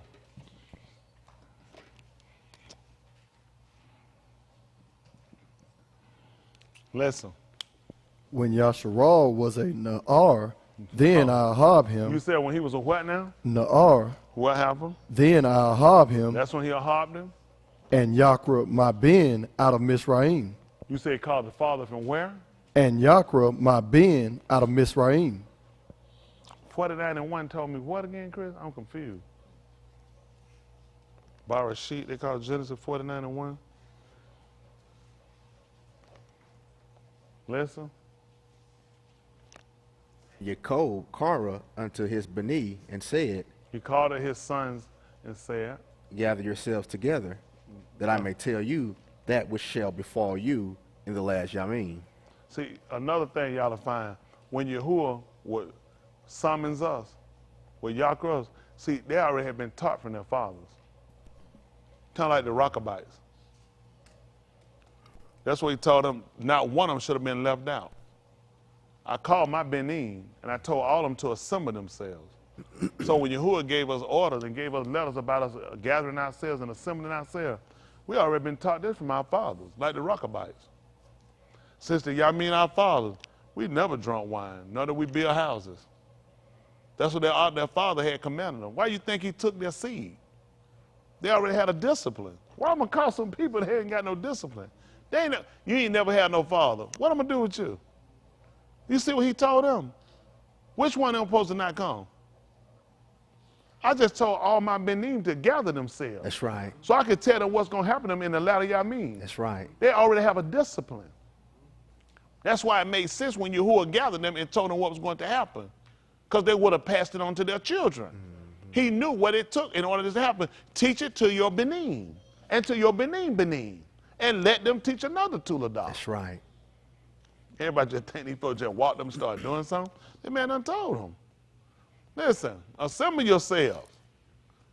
For what reason? That I may tell you that which shall befall you in the last Yamin. So what happened? Gather yourselves together, and Shama, ye Bani of Yaakov, Listen with the intent. and Shama unto Yasharal, your Abba. So when Yahuah told us that he was the Abba, what do you think? We were just pissing in the wind? We already knew what kind of discipline we had when our father told us to do something. That's right. Hello?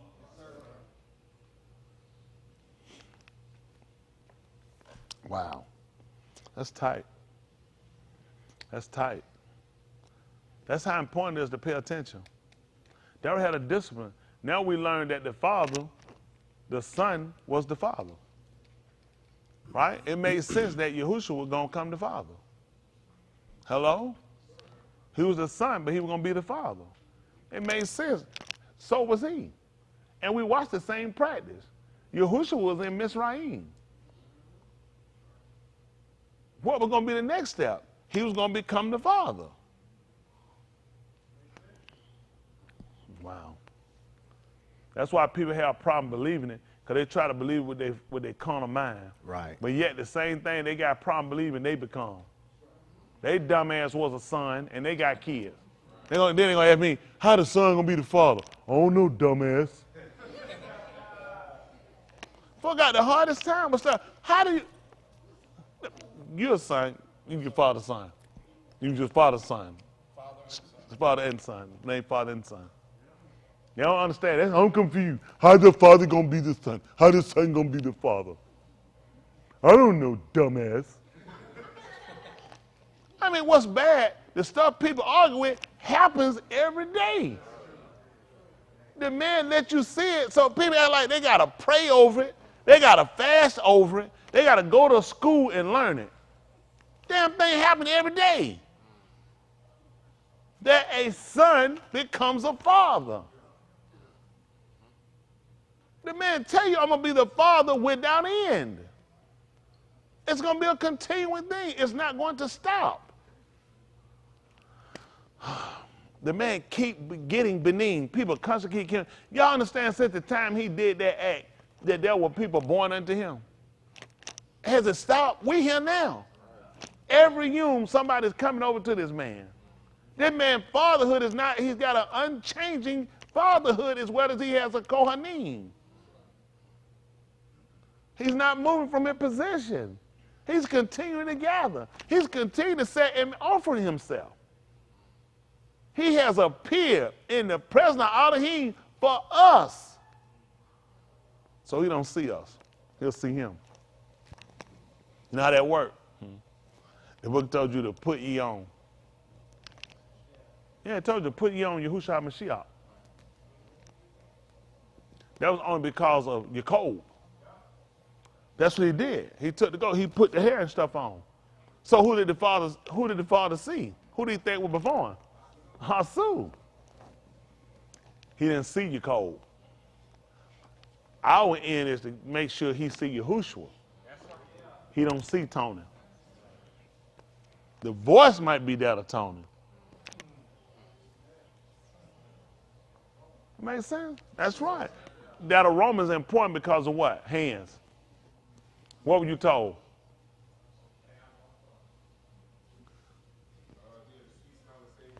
Five and 1, Ephesians. Today. Ephesians 5 and 1. See, a lot of stuff they don't get it, but y'all gotta get it.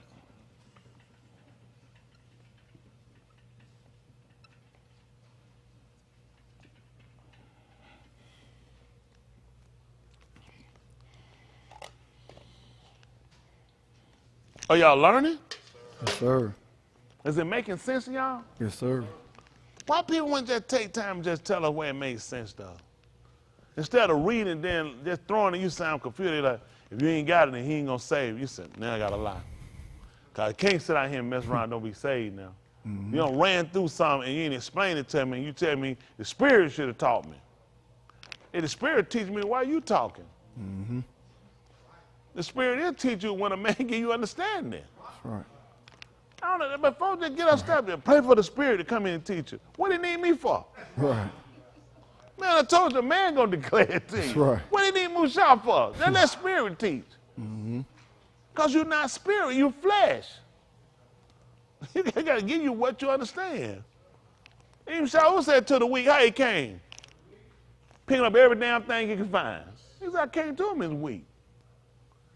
Where y'all think he got that from? Yahushua. From Yahushua, tell him.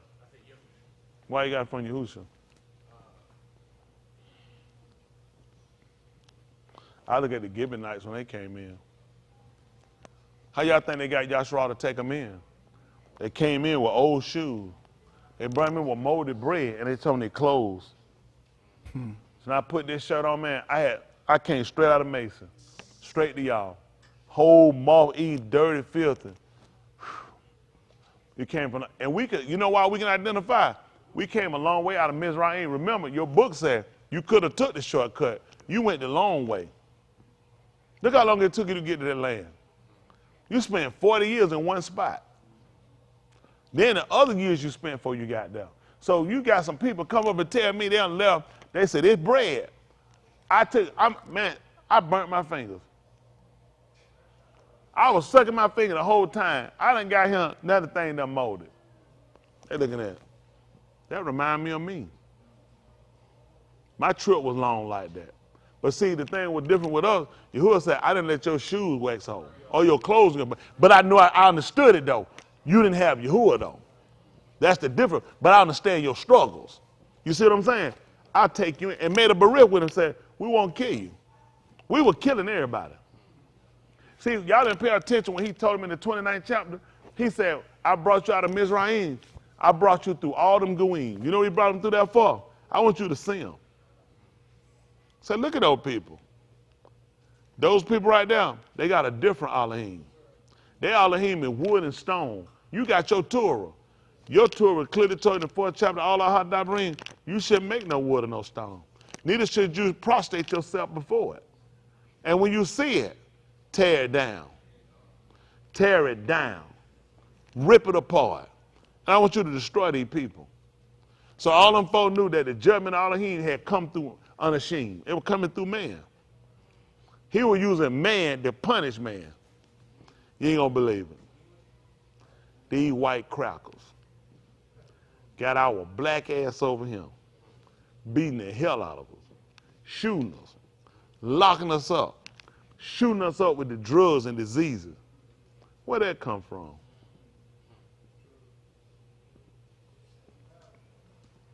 Yahuah kept some people throwing in our flesh. This to keep us from getting out the path. Let me tell you what happened. If white folk let us go and ease up on us, our black ass gonna be right in that street making a bigger mess than what we making. Yep. This to keep us in the way. Yep. Oh, we get strong. We feel ourselves sometimes. We feel like, you know what? It's time to kick ass and take names. Then Yahuah put it right back in their hand, let us know they're strong and they got us down for a reason. Because we're not where we need to be yet. I'm just being honest with y'all. We're not where we need to be. The people can't even listen. We're not where we need to be. He got it for a reason. He got these people pressing us like this. Just to keep us down. We need to know now. This is our judgment. What y'all thinking when we came on them people? We were their judgment. Hello? Hold you got. 4th chapter of the book of Aleph Shamuel, 1 Samuel.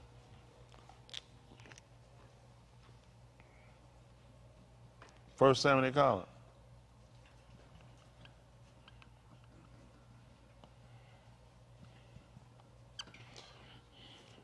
I'll try to let y'all go. What time is it? Oh, yeah, get y'all out of here. We'll try to finish up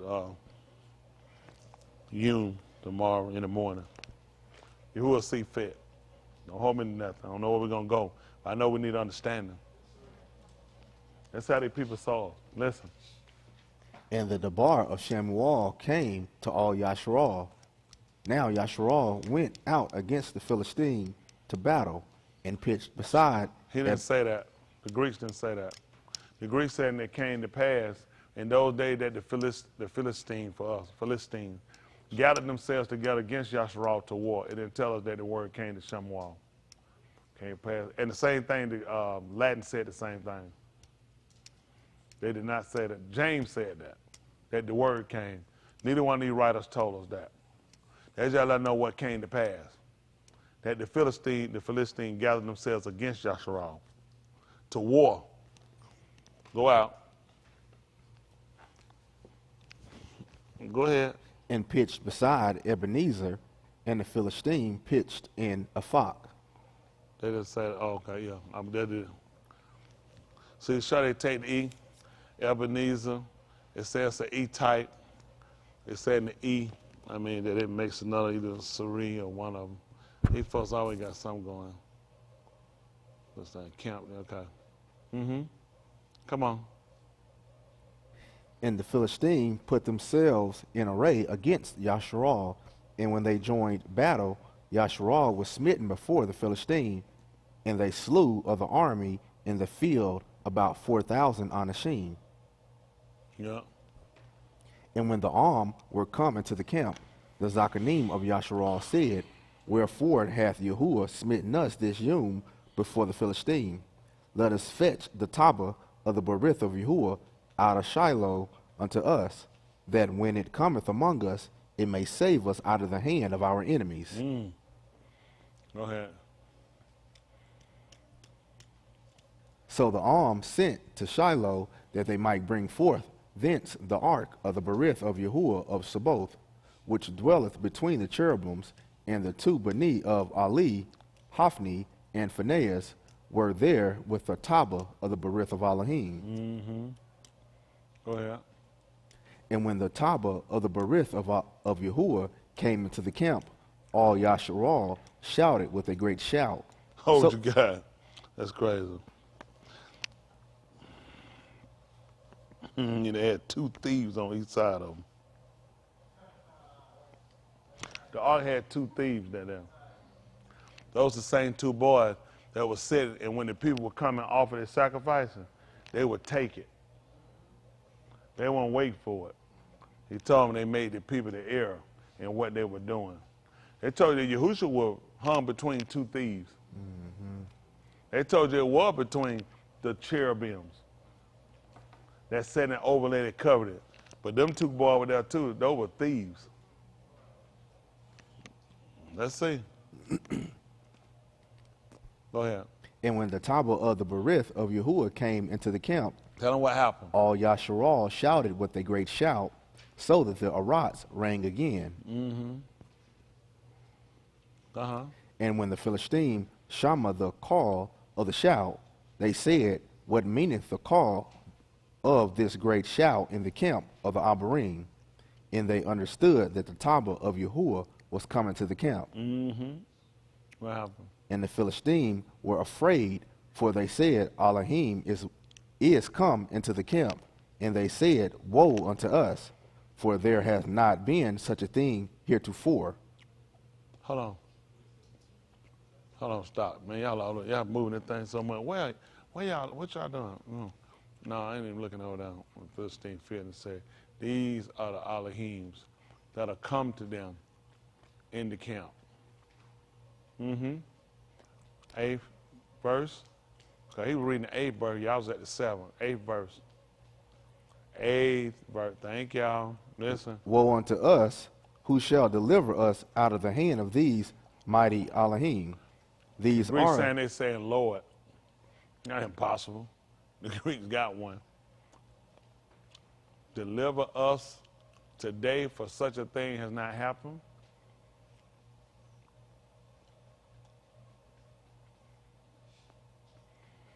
And like the Philistines were making a prayer.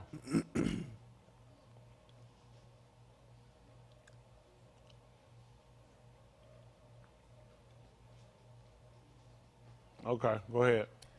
these are the mighty ones that smote the Mizraim with all the plagues in Bamidbar. Be strong and quit yourselves like Anashim, O ye Philistine, that ye be not servants of the Abarim, as they have been to you. Quit yourselves like Anashim and fight. Now, the reason why I want you to go and look at that, that's what they understood about us. That we were going to put you to tributary after we fight you. That's right. So a lot of us have been fighting the way a long time. And that's the same thing Yahuah come to do now, put us to tributary. They knew what they were going to do. After we subdue them, some we'll kill, but some we'll take, and we'll make them become abadim to us. They had to serve us. That's the same thing Yahuah done did with us, a lot of us. We kept fighting against him. He didn't kill us and take us out. So he made us come now like me, and now I'm tributary to him. I'm going to buy it. Hello? What's your confession? See, what they said is what some of y'all are still at. You fighting to keep from serving. you fearing coming under subjection of. They didn't realize when those people came, that man would execute judgment, mashpat, through us. If anybody should know our situation, we should know it better than anybody else. These were people that weren't even with us, and they had enough sense to know what was going to happen.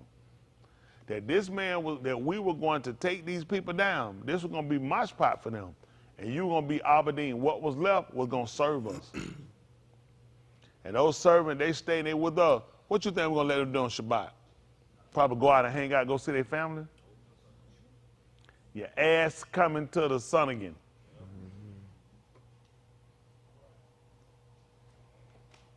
We're going to make you do what we do. Yahuah done came now. He done defeated us. We lost the fight. So now we want to come under subjection. Want to get ourselves in position now to know how we got to serve. And now what these people say is what a lot of us do now. You keep trying to fight it because you don't want to be subject to. That's the hardest thing sometimes be subject to. They don't want change. They like the way they do stuff. And Yahuah sent us through all these people, and these people saw how he fought. And look what they did. They said, these be the Elohim that did. We didn't do that. But it was done on our behalf. You see, because of the connection we had, they said, we did it. How you think that make you look? These be the Elohim. They're not this the people that the Elohim did all this for. They associated us with him as we had the same ability. Hello? Listen, we hadn't had an opportunity to exercise ourselves at Elohim until he brought us out. And he let us go and do the same works. So I want you to take these people out. And we learned it from him in Mizraim. He fought it, he took them down. And when he did it, you know, I'm executing mashpat on them. This is their judgment. Their judgment has come on them. That's why I'm plaguing them. That's why I'm poisoning their water. That's why I'm breaking outbreaks on their animals. That's why I kill their kids. This is their mashpat for what they've done. So when I brought you out and I told you to destroy people, these people here are just like them. Kill them. Now I'm putting it in your hand. Hello? I know that seems strange. Let me see something. 10-1, Yahuah.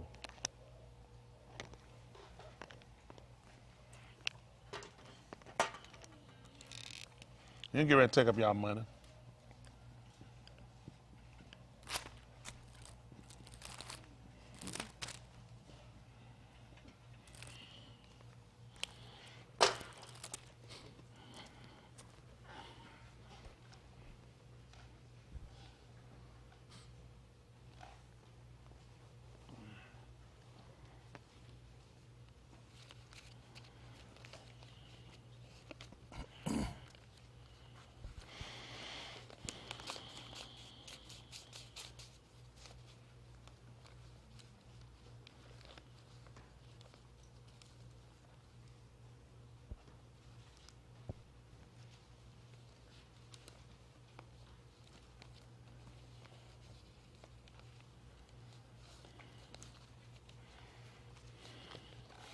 All right, listen.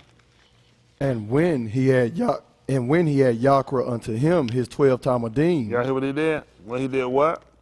had Yakra unto him his 12 Talmudim, What did he do? he gave them power against unclean Ruach. Hold on for a minute. Who was this again?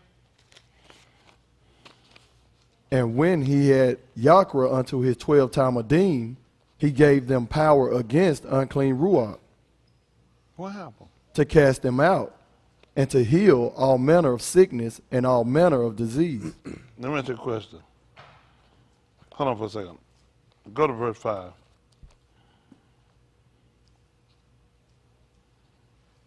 Verse 5?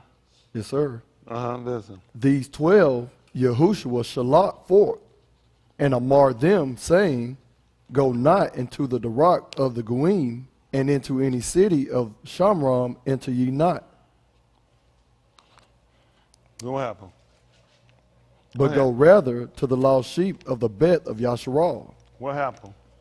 And as ye go, preach, saying, The Malkut of Shamayim is at hand.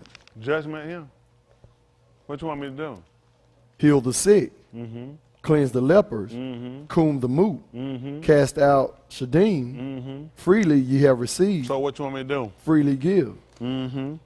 Provide neither gold nor silver nor brass in your purses, nor scrip for your mahalak, neither 2 coats, neither shoes, neither yet staves, for the workman is worthy of his meat. See, now, the reason why I want you to go and look at that, because what he did was similar to what Yaakov did. He called his 12. It's also similar to what Yahuah did. When he brought them out, he called them 12 out of there. And he brought the other winner. And when he gave them, what he did, what folk didn't realize, he gave them power over unclean ruachs, people. That's why they were subduing them people. He was showing them, I gave you authority over them, subdue them. What, I mean, Yahushua, where were they at before he called them? What were they at? They were already doing the work. They weren't doing the work. They were doing something else. He called them and he gave them authority. Just like we were in Mizraim. He called us out and gave us authority. Everything he told them made sense. Hello? Just like Musha. Musha didn't have no script for him. He gave it to him. He gave him exactly what to tell him. You notice when they came out, they didn't need no 2 coats. Nor did they need no extra pair of sandals. He told them that. He said, your sandals didn't wax old. See, folk be going so hard. They be living with this spiritual stuff be going. How many pair of shoes they had when they came out of Mizraim? He told them that, and he provided. So he wasn't telling them nothing they didn't know he didn't have the capability to do. We the only people sitting around because you don't know. They only had 1 pair of shoes, and they didn't wear out. When them people left out Mizraim, they left out with the clothes on their back. So what was he telling them that they didn't already have knowledge of?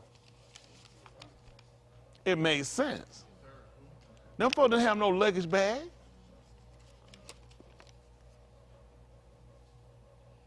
Yahuah provided. Same thing with Abraham when he went up. Did he have some sheep? He just had a rope with a goat in it just in case? No, sir. Yahuah provided, didn't he? Mm-hmm.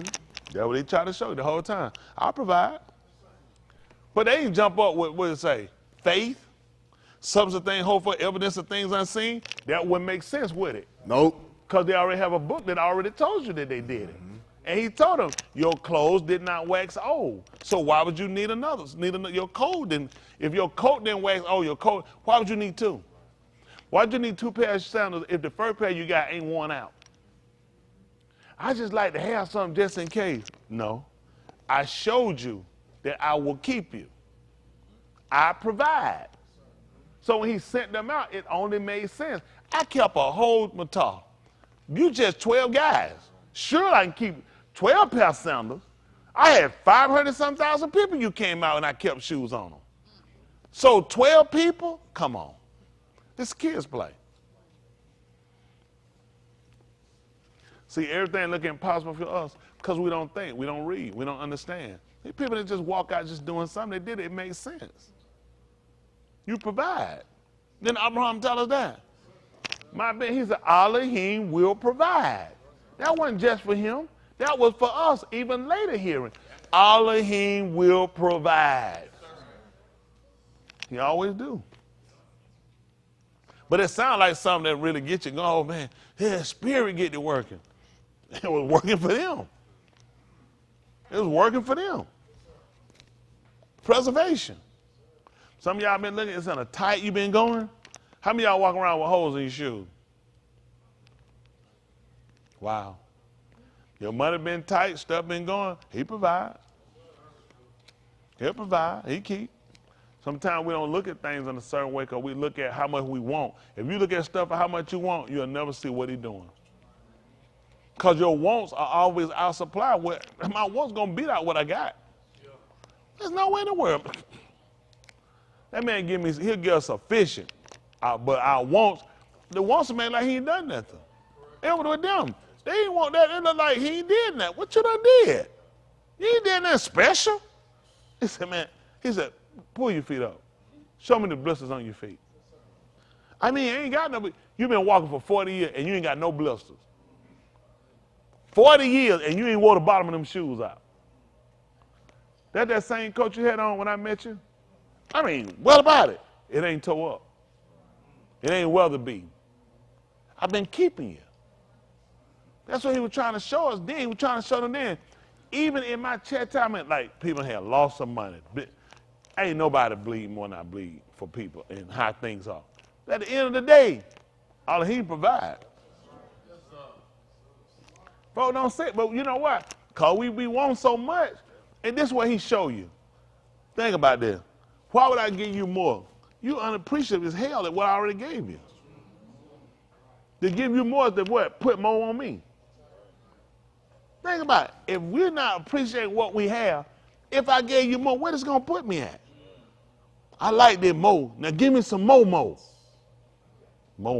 It's tight. It's tight. We ain't even took care of what we got. A lot of times you can look back and you can consider stuff you want. Ain't nothing wrong with one thing, but you know, Shaul said having food and raiment, therefore, he started learning. You know what? And you'll see a whole lot more what you got. And because we have so much today, I told you, man, we grew up, man, I couldn't imagine having more than one bathroom. I never had a reason to think of 2 bathrooms in one house. We had one, and we made it. 4 people, I pissed out the back porch a few times. But for whatever that man kept us, and we had, I'm just being honest, I had to go out and piss out the back porch. But we made it. I never prayed, Lord Jesus, and we had 2 toilets. Oh, Lord, 2 toilets. You learn to be content. I came from the outhouse. Well, I came from toilet, but going to country outhouse. I sure appreciate that bathroom when I got back home. But, you know, you just didn't think about it. Now you get it. Shit, you got 2 bathrooms in the house. Now I got to get some more bad. This ain't working.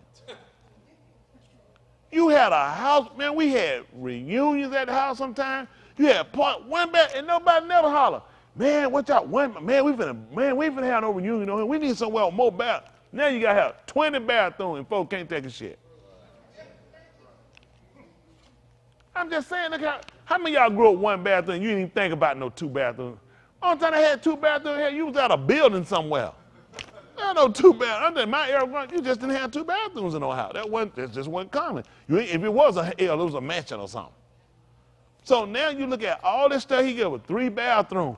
Yeah, if emergency happens and all 17 I got you there, y'all ass need to get some diapers, some depends on.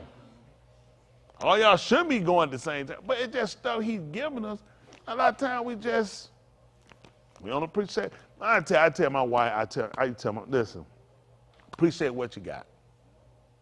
That's how you get more. Take care of what you got. Folk, I tell folks, I want my own business. How well you do with other folks' stuff. Before you get your own. As much as you might look at, this what folks don't realize. This how shitheads is. You think that man took Yasharal and gave them their own land and they didn't know how to keep it?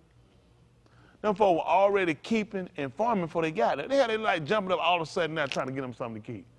They were already keeping other people's stuff. They were already in some other land. So you should know how to keep your own.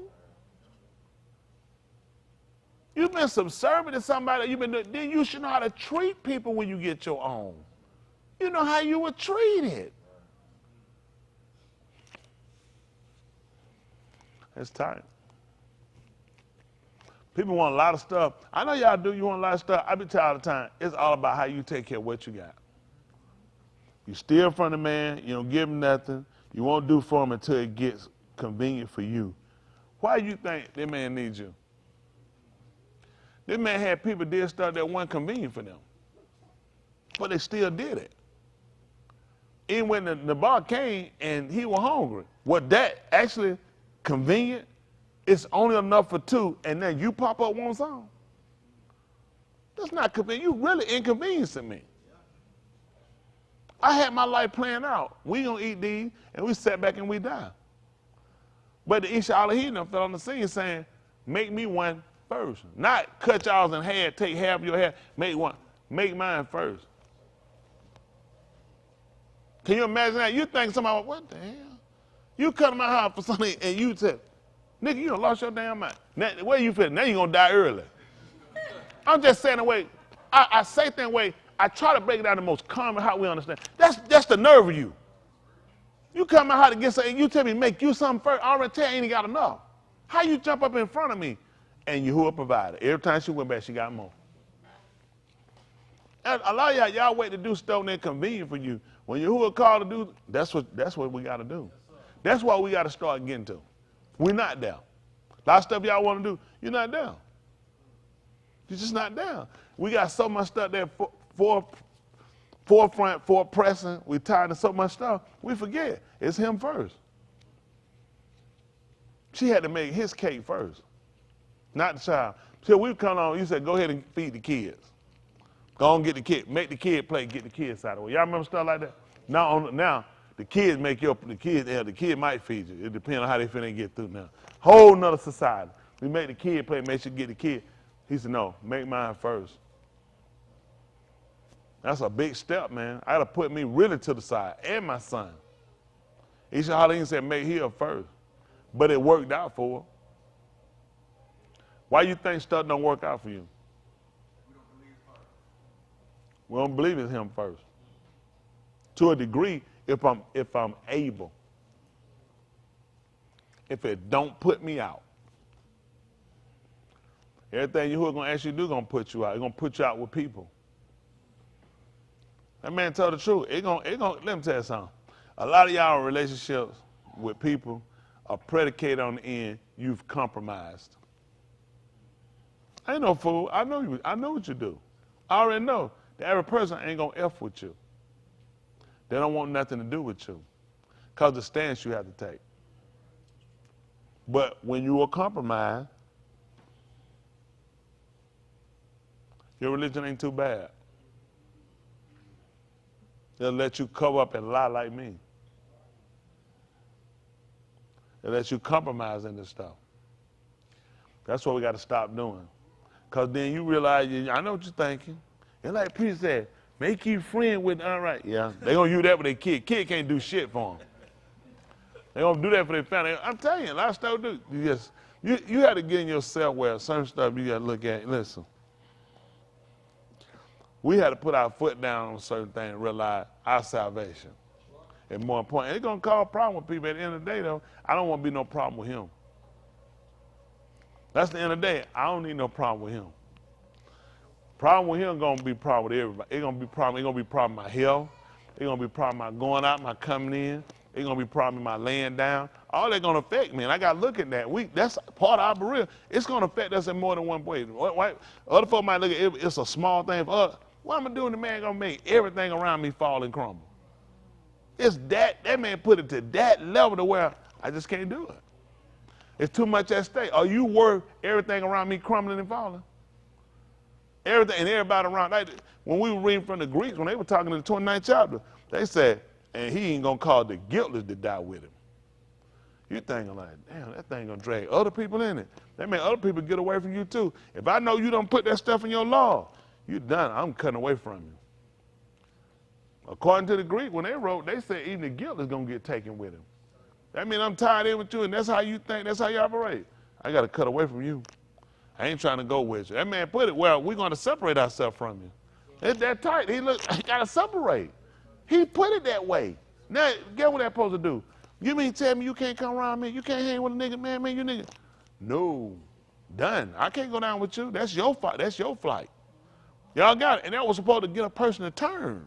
Then he told you not to eat with the fornicators and all these different people. He said, no such a one, not eat. Hey, man, come on, me. Listen, no, that's okay. What happened?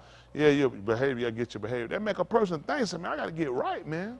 I didn't realize they were going to do that because as long as you stand and you going, what happened? You ain't doing nothing, but just keep flooding the behavior to make it go further. When everybody see you get cut off from it, and you see you cut off from everybody, that make you try to draw back into life. And you knew when you were ostracized, you were cut off, and you were put away, you realized then, it hurt. I got to get myself back in the corner of Yahuah. But the way we do stuff, pick them up and go, come on, fornicate that party.